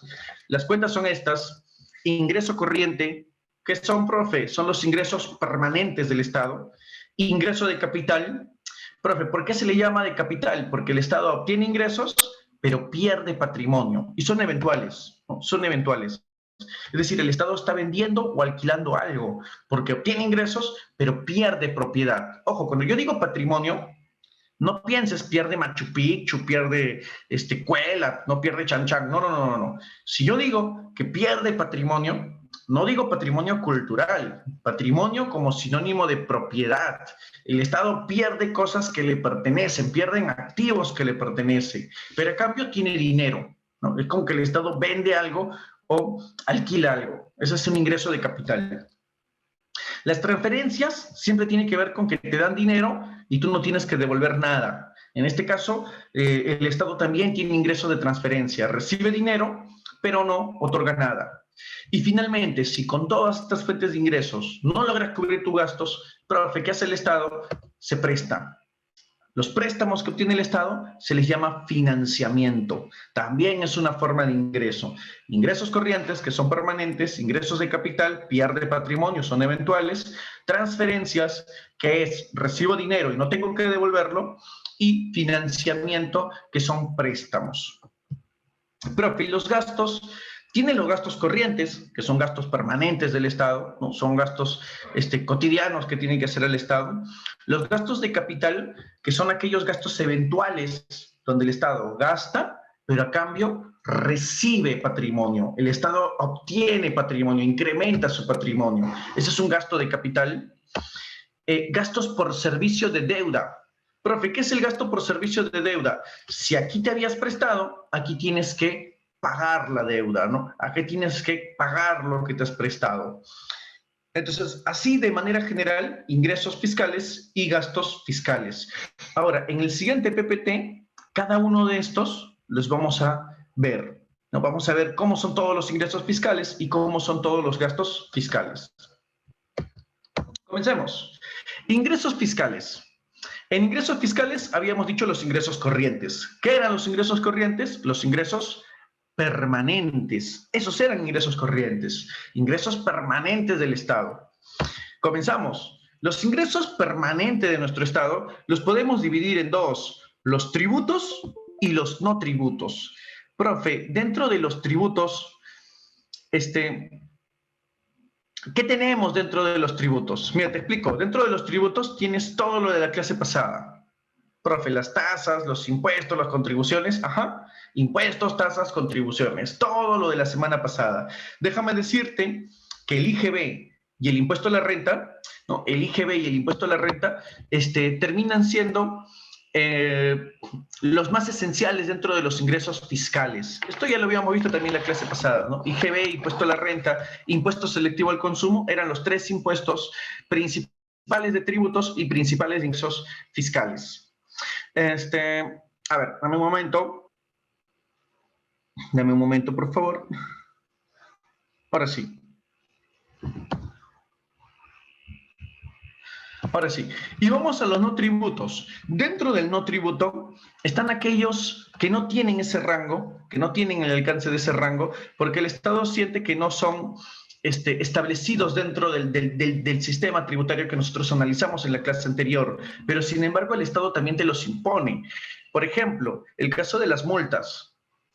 Si tú cumples o si tú, perdón, cometes una infracción, ¿no? Si tú cometes una infracción, lo que hace el Estado es ponerte una multa. Por ejemplo, ¿no? Te pasa la luz roja. Ya, sabes que eso no es un tributo. Profe, ¿por qué? Porque eso no lo pagan todos. Eso lo pagan solamente aquellos que cometen infracciones, ¿no? Por ejemplo, pasarse la luz roja. O ahora último, ¿no? En tiempos de COVID, ¿no? Las reuniones familiares o de repente, ¿no? Las multas que estaban establecidas antes de este último decreto de urgencia en el que se han anulado varias, ¿no? Eso de que si salías caminando con alguien cercano te ponían una multa hasta cerca de 2.000 soles, ¿no? Ya, esas son las multas. Esas son las famosas multas. Entenderás que esto no es un tributo porque no lo pagan todos. Luego tienes el canon. Profe, ¿qué cosa? Claro, por el incumplimiento del toque de queda. Muy buena, César, ¿no? Eso es una multa. Luego tienes el canon. El canon es por el uso, ¿no? En este caso de recursos naturales, ¿no? Es el uso de recursos naturales, al igual que las regalías. La diferencia está en la que el canon deriva de un impuesto de tercera categoría, pero que solamente es para el desarrollo de unas zonas específicas. Ese es el caso del canon. No considerado tributo por parte del Estado, porque solo lo cumplen algunas entidades del sector de minería, de tala o de petróleo. Y en el caso de las regalías, que son pagos de estos mismos sectores, pero para el desarrollo de una zona, ¿no? Son pagos para el desarrollo de una zona. Correcto, César, correcto, ¿no? Entonces ahí tienes algunos ejemplos de no tributos. Profe, ¿se les consideran no tributos? No, no son tributos, no lo pagan todos y solamente se aplican en situaciones extraordinarias, ¿no? Los tributos, nosotros ya lo conocemos, la clase pasada ya lo vimos, y ahí tienes ejemplo de no tributos. Ahora, vamos con los ingresos de capital. En el caso de los ingresos de capital, te dije que estos son aquellos en los que tú pierdes patrimonio. Profe, ¿cómo el Estado pierde patrimonio? Aquí están los ejemplos. Cuando el Estado vende activos, cuando el Estado vende un terreno, cuando el Estado vende un inmueble, ese inmueble o ese terreno era del Estado. Si lo vende, el Estado gana dinero, pero pierde el terreno o pierde el inmueble. Ahora, ¿de quién es el terreno del inmueble? Del que se lo compre, o sea, del sector privado. Amortizaciones e intereses, por ejemplo, las ventas de acciones. Cuando el Estado vende acciones de una empresa, porque el Estado también tiene acciones de algunas empresas, cuando el Estado las vende, pierde propiedad dentro de una empresa, porque sabes que tener acciones significa ser dueño de una empresa, ¿no? Y si el Estado vende algunas acciones de las empresas, entonces el Estado pierde cierta propiedad de esta empresa. O las concesiones. Profe, ¿qué es una concesión? Una especie de alquiler de proyecto. Por ejemplo, ¿no? La concesión de una carretera. Profe, concesionario me suena a lo que yo tenía en el kiosco. ¿Ya qué era un concesionario? ¿Te acuerdas? En el colegio, para saber quién iba a ser dueño de kiosco por ese año, participaban varios. ¿Cómo se le llama que todos participen cuando todo el mundo quiere hacer un pago para ser el concesionario? Se le llama licitación. Igualito hace el Estado, solo que en vez de kioscos, lo que el Estado concesiona se le llama pues carreteras, aeropuertos, ¿no? Son proyectos grandes. Entonces, en el caso de una carretera se concesiona, participan varias empresas en una licitación y la que gane obtiene la concesión. ¿Qué significa? La carretera es peruana, la carretera es de Perú, pero Perú no es quien va a administrar ello. Profe, ¿quién lo va a administrar? El sector privado. Otro ejemplo, el aeropuerto Jorge Chávez, que también está concesionado. ¿Qué significa que esté concesionado? Que el aeropuerto es de Perú. El aeropuerto le pertenece al Estado peruano, pero actualmente lo está manejando una empresa privada porque ganó la licitación, ¿no? Es la concesionaria. Ese es el caso de concesión, es una pérdida temporal de un patrimonio peruano. No se pierde temporalmente porque temporalmente el Estado no le va a poder sacar jugo. A cambio tuvo un ingreso de dinero por esa concesión. Ahí tienes ingreso de capital. En transferencias, yo te dije que es dinero que entra. El aeropuerto del Perú se llama Jorge Chávez. Sí, correcto, el aeropuerto Jorge Chávez, sí. Sí, correcto, el aeropuerto peruano es Jorge Chávez. Ajá, está bien, César. Es el aeropuerto de Lima. Ahora, en transferencias, es un aeropuerto que le pertenece al Estado, por si acaso, el aeropuerto Jorge Chávez es un aeropuerto que le pertenece al Estado, pero está concesionado, actualmente está concesionado, ¿no? Luego tienes transferencias, como por ejemplo donaciones que te da otro estado, ¿no? Yo recuerdo Ecuador en el 2017-18 dándole donaciones al Estado peruano en frazadas, pero aquí no se ponen frazadas, se ponen los millones, ¿no? Millones de soles en tal concepto. Donó al Perú por el fenómeno del niño. Otro, ¿no? ONGs que organizan ciertas actividades y participan con algunos organismos gubernamentales, entonces captan donaciones, o personas naturales que también pueden hacer donaciones, o entidades internacionales, ¿no? Que pueden hacer ello. Ese es el caso de las famosas transferencias, ¿no? Claro, por el fenómeno del niño costero, ¿no? Este es el caso de las transferencias. Y luego tienes el financiamiento, que es como Perú se endeuda. La principal forma de endeudamiento de Perú, y ya lo hemos dicho en varias clases, es a través de los tenedores de bonos. Profe, ¿qué es esto de los tenedores de bonos? ¿Perú qué hace? Vende bonos soberanos. Ya te han explicado que es un bono soberano. Entonces, los que compran bonos soberanos, ¿cómo se le llama a los que compran bonos soberanos? Se les llama bonistas, es una forma de decirlos, pero normalmente no se les suele decir así, o tenedores de bono. Profe, ¿por qué tenedores? Porque tienen un bono del Estado. Bueno, entonces, los tenedores de bono son es el principal fuente de endeudamiento del Estado peruano. Los acreedores son los principales acreedores o que tienen deuda, o tienen una deuda que el Estado tiene que pagarles a ellos. Luego tienes otro, mira, los organismos financieros internacionales, como por ejemplo el Fondo Monetario Internacional, ¿no? El Fondo Monetario Internacional, el FMI, el Banco Interamericano de Desarrollo o el Banco Mundial. Estas entidades representan a varios países, tienen el capital de varios países. Por eso es que cuando estas entidades te prestan, se les dice préstamos multilaterales. Cuando el préstamo viene de un organismo financiero internacional, se le llama préstamo multilateral, porque se viene de varios países. Pero también existe otro grupo que se llama Club de París.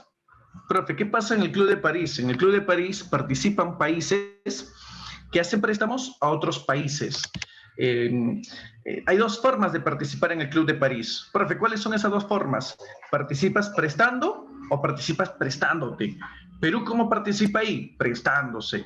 Profe, es un país que le presta a otro país. ¿Cómo se le llama eso? Préstamo bilateral. A través del Club de París se participa a través de préstamos bilaterales, ¿no? Aquí bilateral y aquí multilateral, ¿no? Multilateral. Vuelvo a repetir, son los tenedores de bonos aquellos que van a ser los principales acreedores de nuestra deuda, ¿no? Sí, bilaterales con B, pues, ¿no? Bilaterales con B, Club de París. Multilaterales, organismos financieros internacionales. Y los tenedores de bonos, profe, no, ellos son empresas o personas naturales que le hacen préstamos a Perú, ¿no? Que le hacen préstamos a Perú a través de la compra de bonos soberanos. Pregunta, hasta aquí todo lo que es ingresos fiscales, ¿todo bien? ¿Qué dice César? ¿Todo bien? ¿No? Ruth, Stephanie, Valeria, ¿no? Miguel, ¿todo bien? Hasta aquí, ¿todo bien? ¿Alguna duda con alguna forma de ingreso peruano?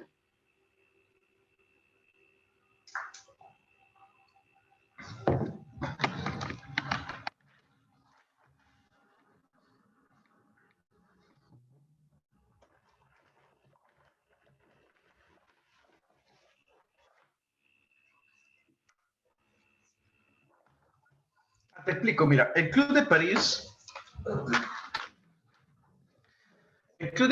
es un grupo de países. Ya no hay problema, excelente por las consultas. El Club de París es una especie de organismo, ¿no? Donde participan algunos países que se les dice países acreedores. ¿Por qué? Porque ellos tienen recursos y participan a través del club para poder ofrecer préstamos a otros, ¿no? El Club de París es una especie de mediador en el cual se pueden reunir algunos países donde algunos dicen, mira, yo tengo dinero, te puedo prestar, y otros dicen, oye, club, ¿puedo ser parte de este dignoso club? Claro, ¿y cómo quieres participar tú? No, yo necesito préstamos. Entonces, a través del Club de París se verifican, ¿no? Lógicamente se establecen alianzas, acuerdos, tratados, y al mismo tiempo de pasada préstamos y ayudas que pueden hacer unos países hacia otros, de gobierno a gobierno. Ese es el Club de París. Por eso es que se le dice que es bilateral, porque solamente a través del Club de París, Perú de repente va hasta allá y se contacta con las personas representantes de los otros gobiernos y verifica quién le puede hacer el préstamo a una menor tasa, y si conviene, no conviene, qué exigencias se ponen a través del Club de París. Eso es préstamo bilateral. Profe, organismos financieros internacionales, multilateral, ¿no? Si tú te prestas del FMI, el FMI tiene capital de todo el mundo, entonces es como si te estuvieran prestando el mundo, ¿no? Es un préstamo multilateral. Club de París, bilateral, de gobierno a gobierno. Ah, y me dicen que es concesión. La concesión es como una especie de alquiler, Frank. ¿En algún momento has escuchado del concesionario de tu colegio, kiosco? Ya, el concesionario, ¿no? Profe, ¿qué es? Tiene un espacio del colegio. ¿A quién le pertenece ese espacio? El espacio le pertenece al colegio. El espacio le pertenece al colegio. Sin embargo, a pesar de que le pertenece al colegio, el director no se puede meter al kiosco ni puede entrar al kiosco diciendo yo soy la máxima autoridad aquí, esto me pertenece y se mete en todos lados, ¿no? Yo como aquí gratis, estas galletas son del colegio. No puede. Profe, ¿por qué? Porque se entiende que en la concesión se entiende como una especie de alquiler, ¿no? El que ganó la concesión tiene ese espacio y lo puede administrar durante el periodo acordado en el cual ganó la licitación. Ya, eso pasa con el aeropuerto Jorge Chávez, es una concesión. ¿De quién es el aeropuerto? Del Estado peruano. ¿Lo maneja el Estado peruano? No, ¿por qué? Un sector privado, una empresa privada ganó la licitación, ganó la concesión y lo va a manejar hasta el tiempo que dure la concesión, ¿no? Me parece que son 12 años, si no me equivoco. Culminado ese tiempo, le devuelven el aeropuerto a Perú, ¿no? Le devuelven el aeropuerto a Perú y Perú libremente vuelve a tener aeropuerto, ¿no? Lo normal es que Perú lo va a volver a concesionar, ¿no? Eso es lo normal. ¿Sí? Entonces, hasta aquí todo bien, me dice la mayoría, todo bien. Ok, entonces paso al siguiente punto, ¿no? Paso al siguiente punto para ir a la sección de gastos.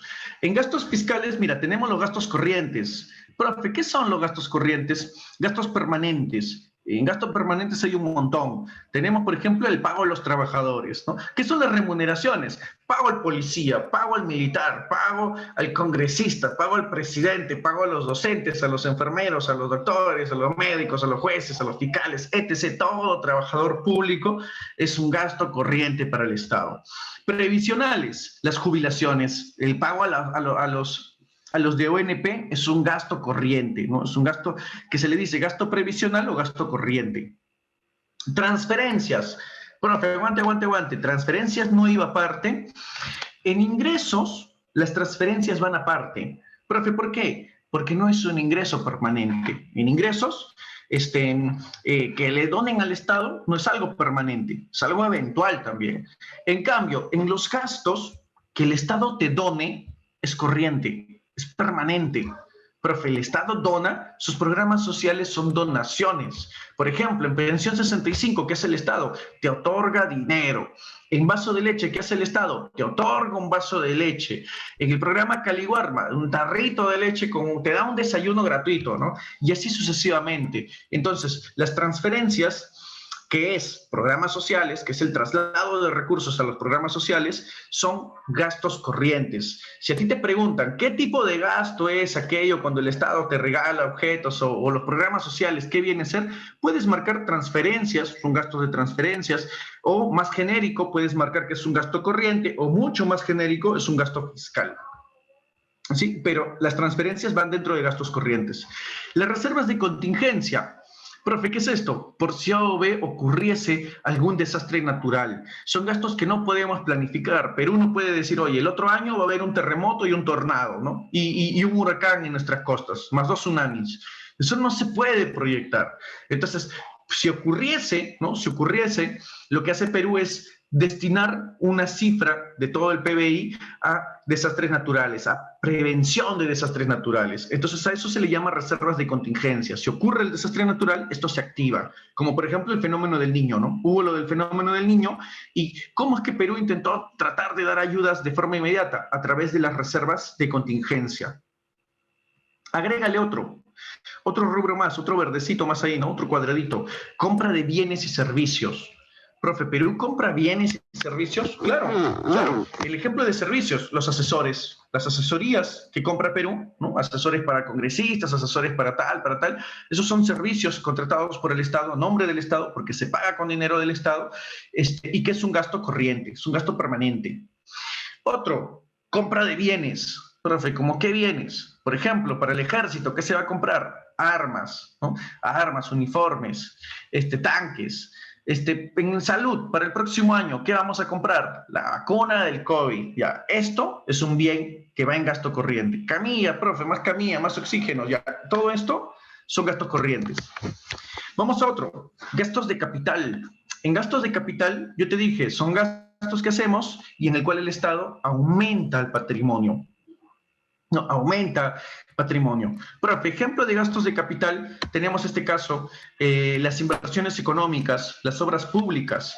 Cuando el Estado construye estadios, construye puentes, carreteras, construye bibliotecas, construye un teatro nacional o producto del Panamericano, ¿no? El Estado construyó una villa deportiva, ¿no? Remodeló el Estadio de San Marcos. Todo eso, ¿a quién le pertenece? Al Estado peruano. Profe, si mi Estado hace colegios estatales, ¿estos colegios de quién son? Del Estado peruano. Entonces aumentas patrimonio, el Estado aumenta propiedad, ¿no? El Estadio San Marcos, por ejemplo, ¿no? Compra de maquinarias también, claro, el Estado algunas maquinarias compra para su sector de producción, ya que el Estado también produce algunos bienes o servicios, ¿no? Inversiones financieras, compra de títulos valores. Por ejemplo, ¿no? Cuando el Estado compra, en este caso, acciones o bonos en la bolsa de valores.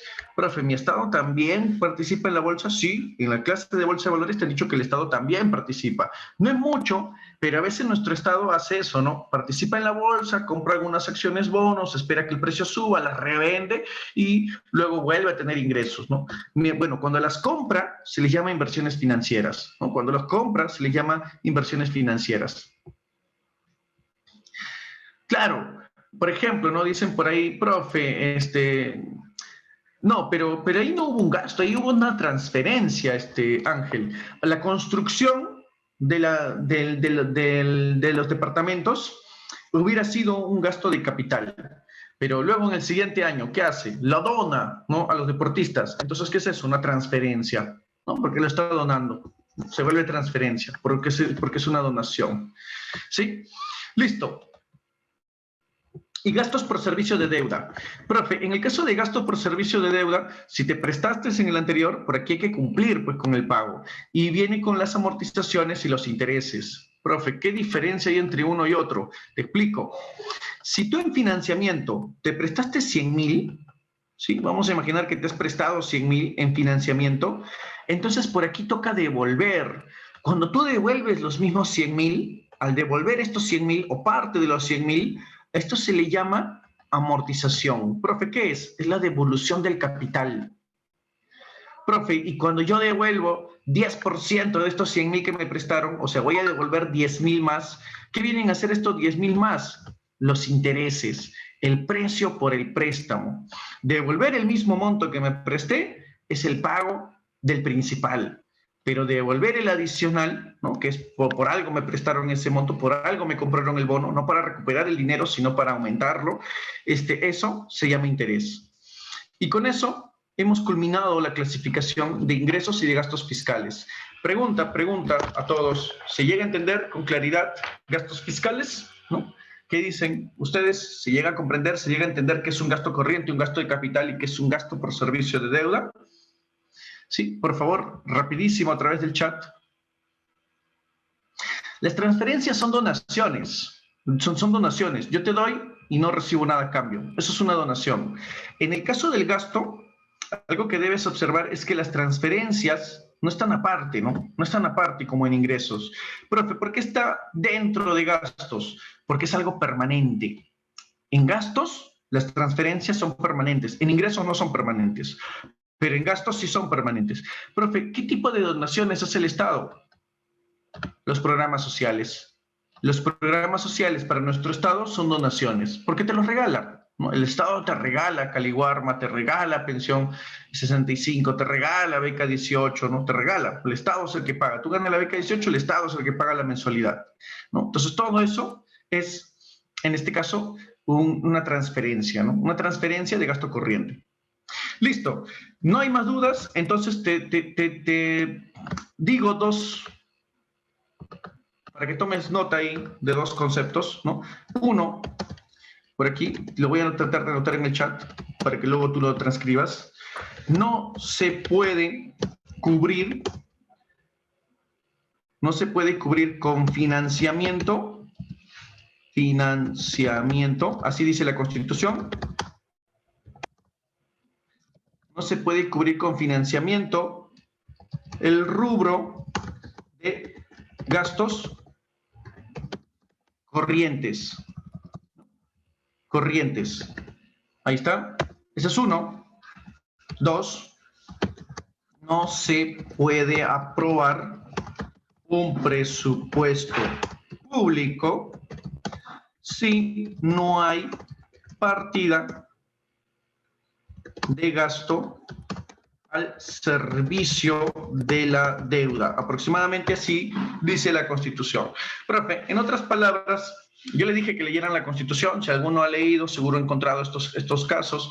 Lo que dice la Constitución es que, imagínate que un presidente pudiera cubrir los gastos corrientes planificándose con préstamos, ¿no? O sea, el otro año, imagínate que el presidente dijera, oye, el otro año vamos a hacer vamos a incrementar los programas sociales, voy a aumentar el salario a todos, voy a incrementar las reservas de contingencia, etc., etc. ¿Y cómo lo vas a hacer?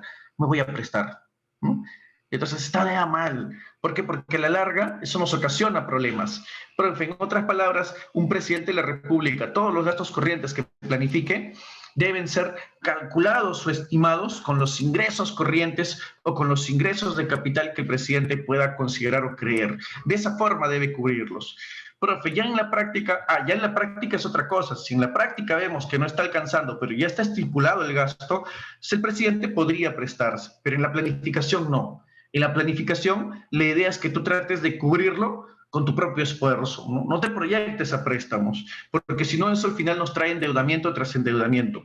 Entonces, por ahí, uno, no se puede cubrir con financiamiento, ¿no? Al momento de planificar el documento, no se puede cubrir con financiamiento el rubro de gastos corrientes. Y dos, el presidente Alan García en su primera gestión, no sé si recordarás que él lo que hizo fue desconocer el pago de la deuda externa, ¿no? La quiso reducir. Ya, la Constitución del 93, para evitar esos inconvenientes, te dice de ahora en adelante que no.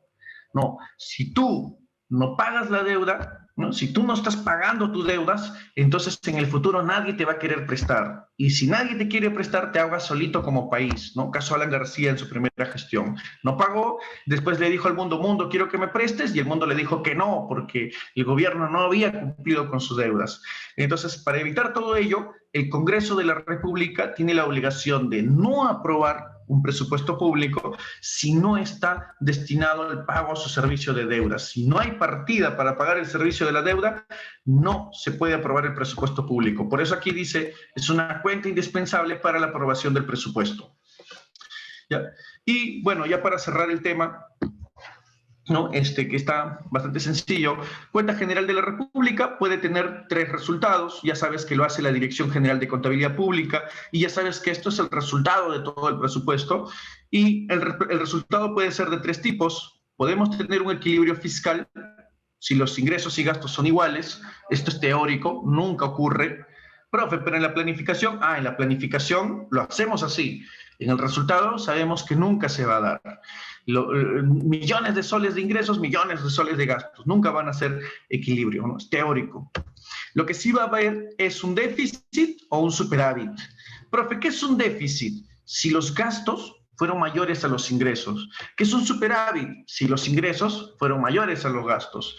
Pregunta a la clase, ¿cuál de los 3 crees tú que tenemos más? El equilibrio está descartado. ¿Cuál de los 2? ¿Déficit o superávit? ¿Cómo crees que nos va nuestro Estado en presupuesto público? ¿Qué crees que tenemos más? Y excelente lo que dices, Ángel, Stephanie. Lo que más le va a Perú, muy bien, César, es déficit, pues, ¿no? Esto es lo principal que tiene nuestro país, déficit, ¿no? Así normalmente nos va como Estado. Aquí, principales asignaciones del presupuesto, viste que educación, transporte y salud son algunos de los beneficiados, ¿no? Por aquí, educación, salud, triaje, lucha contra la violencia hacia la mujer, gestión de riesgos, entre otros, eran los proyectos para este 2020, donde lamentablemente el COVID ha frenado todos estos planes. Y cerramos con deuda pública. Respecto a deuda pública, bien sencillo, mira, ¿qué es deuda pública? Es el conjunto de obligaciones financieras que tiene nuestro Estado o instituciones del Estado con agentes privados, ¿no? o con agentes externos. Profe, en español, las deudas que tiene el gobierno central, un gobierno regional, un municipio, ¿no? provincial o distrital, con agentes del sector privado, con agentes financieros del sector privado, o también pueden ser algunos países. En el caso del gobierno del municipio de Lima, el municipio de Lima se presta de un banco, y si se presta de un banco, eso va como parte de la deuda pública. Profe, si se presta de un banco nacional, si se presta de un banco nacional, deuda pública interna o deuda interna pública. Profe, y si se presta de un banco del mundo, deuda pública externa o deuda externa pública, como le guste decir. Entonces, ¿qué es la deuda pública? Todo lo que debe el Estado o como conjunto de instituciones a agentes externos, ¿no? que no son del Estado. Dentro de la deuda externa, los principales acreedores, yo ya te lo he mencionado, los principales acreedores son los tenedores de bonos. La deuda externa, este es el cuadro de la deuda externa. Fíjate que la deuda externa, el 88,8% corresponde a bonistas, ¿no? o a tenedores de bono, corresponde a los tenedores de bono. Multilaterales, como el Fondo Monetario Internacional, el Banco Mundial, representan apenas el 6,4% de la deuda, Club de París 2,1% y otros 2,7%. ¿no? Así está conformada nuestra deuda externa pública. Y por aquí, mira, aquí tienes el comparativo de la deuda interna y la deuda externa. Perú, la deuda interna, normalmente si hace para acreedores nacionales, nuestro Estado trata de solo cumplir con los intereses, ¿no? Ya luego, si se puede, poquito a poquito matamos el capital. Pero Perú, para no quedar mal jamás con el mundo y que el mundo, si en algún momento, ¿no? Perú pasara por una crisis, el mundo lo pueda solventar, como ha pasado en esto del COVID, ¿no? Perú pidió ayuda y todo el mundo le dijo, Perú, yo te puedo prestar, porque siempre cumplimos esta parte de la deuda fiscal. Entonces, cumple, ¿no? Cumple y mira, hasta ha bajado todavía, ¿no? Era 41,3 de toda la deuda, ahora es 37,2 y en montos de miles de millones de soles también ha disminuido, ¿no? Pasamos de 77 a 74. Entonces, ese es el caso de la deuda peruana. Y con eso, muchachos, ya cerramos lo que viene a ser el tema de hoy, pasando al solucionario y a tratar de responder lo máximo que podamos en esta sección, ¿no? A ver, solucionario. No, 22 tiene que ser, ¿no? Aquí está. Ilústrate, por favor. Mira, dice, la elaboración del presupuesto público es una atribución que le compete ¿a quién? ¿A quién le compete elaborar el presupuesto público? Elaborar. Y la elaboración, habíamos dicho, por más que participe ahí el MEF, la elaboración en sí le corresponde pues al Poder Ejecutivo. El Poder Ejecutivo es el encargado, en este caso, de la elaboración, ¿no? A través de su programación y formulación del presupuesto. Entonces, una casita. Vamos con la 2, 3, 2, 1, vamos con el enunciado 2.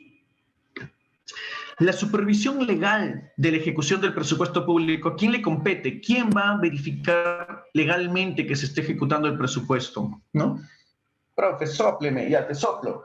Prácticamente va a estar controlando que se ejecute bien el presupuesto, ¿no? Controlando la Contraloría General de la República, porque dentro de sus funciones está la supervisión legal de la ejecución del presupuesto público, ¿no? Entonces la Contraloría, correcto, Contraloría General. 2, Barquito. Vamos con la 3, 3, 2, 1, 3. Dice, Beatriz y Rosa se encuentran estudiando finanzas públicas del país y desean conocer los montos de ingresos y gastos fiscales ejecutados el año pasado. Para ello, ¿qué deben revisar? ¿Qué es lo que deberían revisar si quieren saber a estas alturas, ¿no? ¿Cómo nos fue en el presupuesto público del año pasado? Lo que tienen que revisar, habla, tu mamá, ¿qué revisa después de llegar del mercado para saber cómo le fue en el mercado? Lo que tiene que revisar es la cuenta, pues, ¿no? En este caso, si es del Estado, la cuenta general de la República. que en nuestro país nos dice que comúnmente tenemos déficits, ¿no? Comúnmente padecemos de déficit. Entonces la 3 es dadito. Muy bien, vamos a la 4, 3, 2, 1, 4. Cada mes el padre de Verónica elabora una proyección de sus gastos para compararlos con los ingresos que tendrá ese mes, de manera que no excede el límite que le imponen sus ingresos. Este registro en economía, ¿cómo se llama? Ya, bueno, está fácil, también dicen algunos, ¿no, profe? Gastos a futuro con ingresos a futuro. Esto de aquí se llama la C de cachimbo, dice, presupuesto, ¿no? Es la C de cachimbito, presupuesto, ¿no? Claro, toda gente que planifica gastos futuros con ingresos futuros, eso es un presupuesto. Entonces, 4 casitas. Vamos con la 5. 5. Los flujos de dinero que el Estado recibe de manera constante, producto de diversas actividades, son registradas en qué presupuesto, en qué parte del presupuesto público, en qué parte.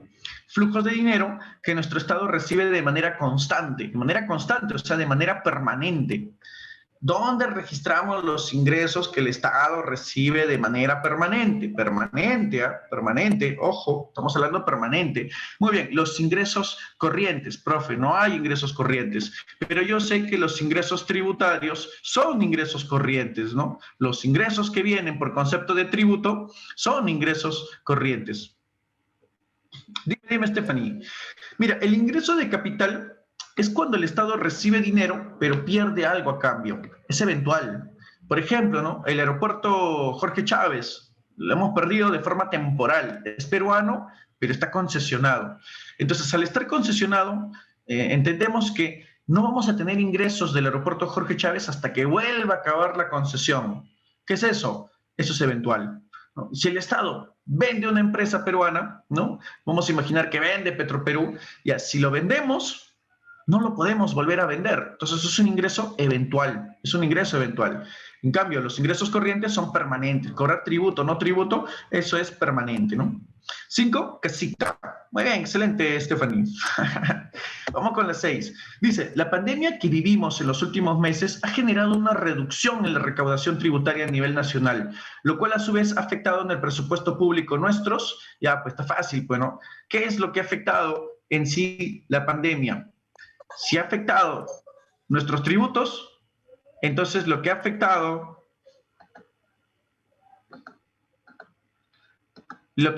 claro, ¿no? Son nuestros ingresos corrientes, pues, ¿no? Porque los tributos son parte de los ingresos corrientes, ¿no? Ahí está un cuadro más o menos de lo que ha afectado la pandemia, ¿no? Ahí está, mira, cómo es que hemos ido recaudando a lo largo de este 2020 en abril, ¿no? En abril contundentemente se vino toda la baja, ¿no? 6. Barquito, entonces, 6 barquito. Vamos con la 7. Yo veo que varios están marcando la 7. Dice, la deuda es la obligación que tenemos como Estado frente a instituciones del exterior. Al respecto, ¿es correcto afirmar que, qué es lo correcto afirmar en este caso? No. ¿Qué es lo correcto afirmar? La deuda es la obligación que tenemos como Estado frente a instituciones del exterior, pero al respecto, ¿qué es lo correcto afirmar? ¿Se debe pagar solo en caso existan posibilidades económicas? No, recuerda que hay uno que dice que debemos pagarlo sí o sí. No se puede aprobar presupuesto si no hay partida hacia la deuda. La B, ¿está sujeto al gasto previo de la educación? No tiene que ver nada con el gasto previo de la educación. Mira qué dice la C, dice, independientemente de todo, debe consignarse en el presupuesto. Claro, pase lo que pase, debemos pagar la deuda, el servicio de la deuda, ¿no? Pase lo que pase, debemos cumplir con ese sector, ¿no? Ya nos pasó con Alan, ¿no? Él no cumplió y lamentablemente, pues, nos fue terrible como país, ¿no? Ahora, ¿se registra como parte de los ingresos? No. La deuda es un gasto, la deuda es pago, ¿no? Como es pago, entonces sale la C de cachimbito, ¿no? La clave aquí, la C de cachimbito, ¿no? Independientemente de todo, debemos pagar la deuda externa, ¿no? Independientemente de todo, debemos pagarlo, ¿no? Está bien, Stephanie, ¿no? Muy bien, César. Vamos entonces con la 8. 3, 2, 1. Pregunta número 8. Ya para ir cerrando, al ser un documento de interés público, el presupuesto debe tener la aprobación. ¿Quién aprueba el presupuesto? ¿Quién termina aprobando el presupuesto? Claro, el presupuesto lo aprueba el Congreso, ¿no? En el cual los ingresos deben ser igual a los gastos, confirmándose así el principio presupuestario. ¿Cómo se llama ese principio que me dice que los ingresos y gastos deben ser iguales? Equilibrio. Muy bien a los que están respondiendo. Entonces la 8 sería dadito. Vamos con la 9. Ya, vamos con la 9. Rapidísimo, toma tu foto, 3, 2, 1, vamos con la 9. Ya está. Vamos 9. Dice, producto de los sólidos fundamentos financieros de la economía nacional, qué bonito suena eso, estamos muy bien entonces, el FMI aprobó una línea financiera de 11.000 millones para que puedan ser usados cuando nuestro país lo disponga a raíz de la propagación del COVID-19. En caso nuestro país tomara ese crédito, generaría en nuestro presupuesto qué tipo de ingresos, qué ingresos entran a Perú si es que Perú toma el crédito que nos ofrece el FMI, ¿no? El FMI nos ofrece un crédito y si Perú toma el crédito, ¿qué tipo de ingreso tenemos? ¿No? Claro, fácil, ¿no es cierto? El ingreso no es corriente porque no estamos hablando ni de tributo ni de no tributo, no es por lo tanto tributario y no estamos vendiendo nada a cambio. Profe, ¿qué está teniendo Perú? Un financiamiento, ¿no? Lo que está teniendo Perú aquí es un financiamiento, ¿no? Claro, es un ingreso de financiamiento. Ajá, muy bien, excelente, excelente. Stephanie, Sofía, César, ¿no? Muy bien. Entonces, la 9, barquito. Vamos con la 10. No, vamos con la 10. Ahí está. Uy, ya. Tiempo exacto. La 10, para no pasarnos. Dice, las pensiones de jubilación que el Estado le paga a las personas que aportaron ONP se registran en la cuenta del presupuesto denominado. Claro, los pagos de pensiones son los gastos previsionales. ¿Qué son los gastos previsionales para el Estado? ¿Qué es tener que pagarle a los pensionarios para nuestro Estado? Viene a ser pues gastos corrientes, ¿no? Ajá, excelente, muy bien a todos los que están participando. Es un gasto corriente. Claro, pagar es un gasto permanente del Estado, eso de estar pagándole a los de la ONP, ¿no? 10 barquito, entonces, 10 barquito. Muy bien, y 11, 3, 2, 1, 11. Los créditos que otorgan instituciones financieras a los gobiernos locales y regionales en el país constituyen financiamiento para la realización de obras públicas. Dichos préstamos, ¿dónde los registramos en la cuenta del presupuesto? Una vez más te están diciendo, si el Estado se presta, ¿dónde registramos esos préstamos? Muy bien, Stephanie. ¿Dónde registramos los préstamos del Estado? ¿En qué cuenta se registran los préstamos que tiene nuestro Estado? Y si son ingresos para nuestro Estado. ¿Dónde? No es permanente, por lo tanto está descartado ingreso corriente. No es de capital porque no estás perdiendo nada de patrimonio. Y no es un gasto, pues no, tampoco es un gasto. Profe, entonces, ¿qué es? Es un financiamiento. Ajá, muy bien, claro, te estás prestando, pues, como te estás prestando, es un financiamiento. Entonces, 11, avioncito, 11, avioncito. Y finalizamos con la última, ya está. ¿No? 12, ya está tu profe también, ya lo vi. Ya. 12, y cerramos con esta. Bueno, pregunta extensa encima, ¿no? Arnaldo es un dirigente vecinal de un centro poblado en el país. Él y otros dirigentes de la provincia han decidido proponer al gobierno local la ejecución de una nueva carretera y un puente que les permita conectarse con otros pueblos para tener la oportunidad de incrementar el comercio en la zona. El alcalde señala que por escasez de recursos ejecutarán la obra el próximo año, pues se ha visto afectado en su presupuesto el rubro denominado. Se te están hablando de que no del gasto tanto, sino te están centrando en que hay un ingreso que no tienen. Dicen falta recursos, falta dinero, porque se ha visto perjudicado un rubro. ¿Cuál es el rubro que se ha visto perjudicado? El ingreso. ¿Qué tipo de ingreso? Entenderás que en una situación crítica el ingreso de capital no se perjudica, porque es lo que tú vendes y pierdes patrimonio. Si lo tienes, lo puedes vender. En cambio, lo que sí te has perjudicado es el ingreso corriente, ¿no? Muy bien, Stephanie. Y César, ¿no? Muy bien, es ingreso corriente. Claro, no estás recaudando los suficientes tributos, por lo tanto no puedes hacer la obra, ¿no? Con eso cerramos, muchachos, y espero que haya sido de tu ayuda. Domiciliarias, si se puede, la siguiente clase lo exponemos, ¿no? Ya, hasta ahí, a todos, un gusto, un placer, cuídense. ¿Qué tal, David? Bienvenido, disculpa por los minutitos. Hasta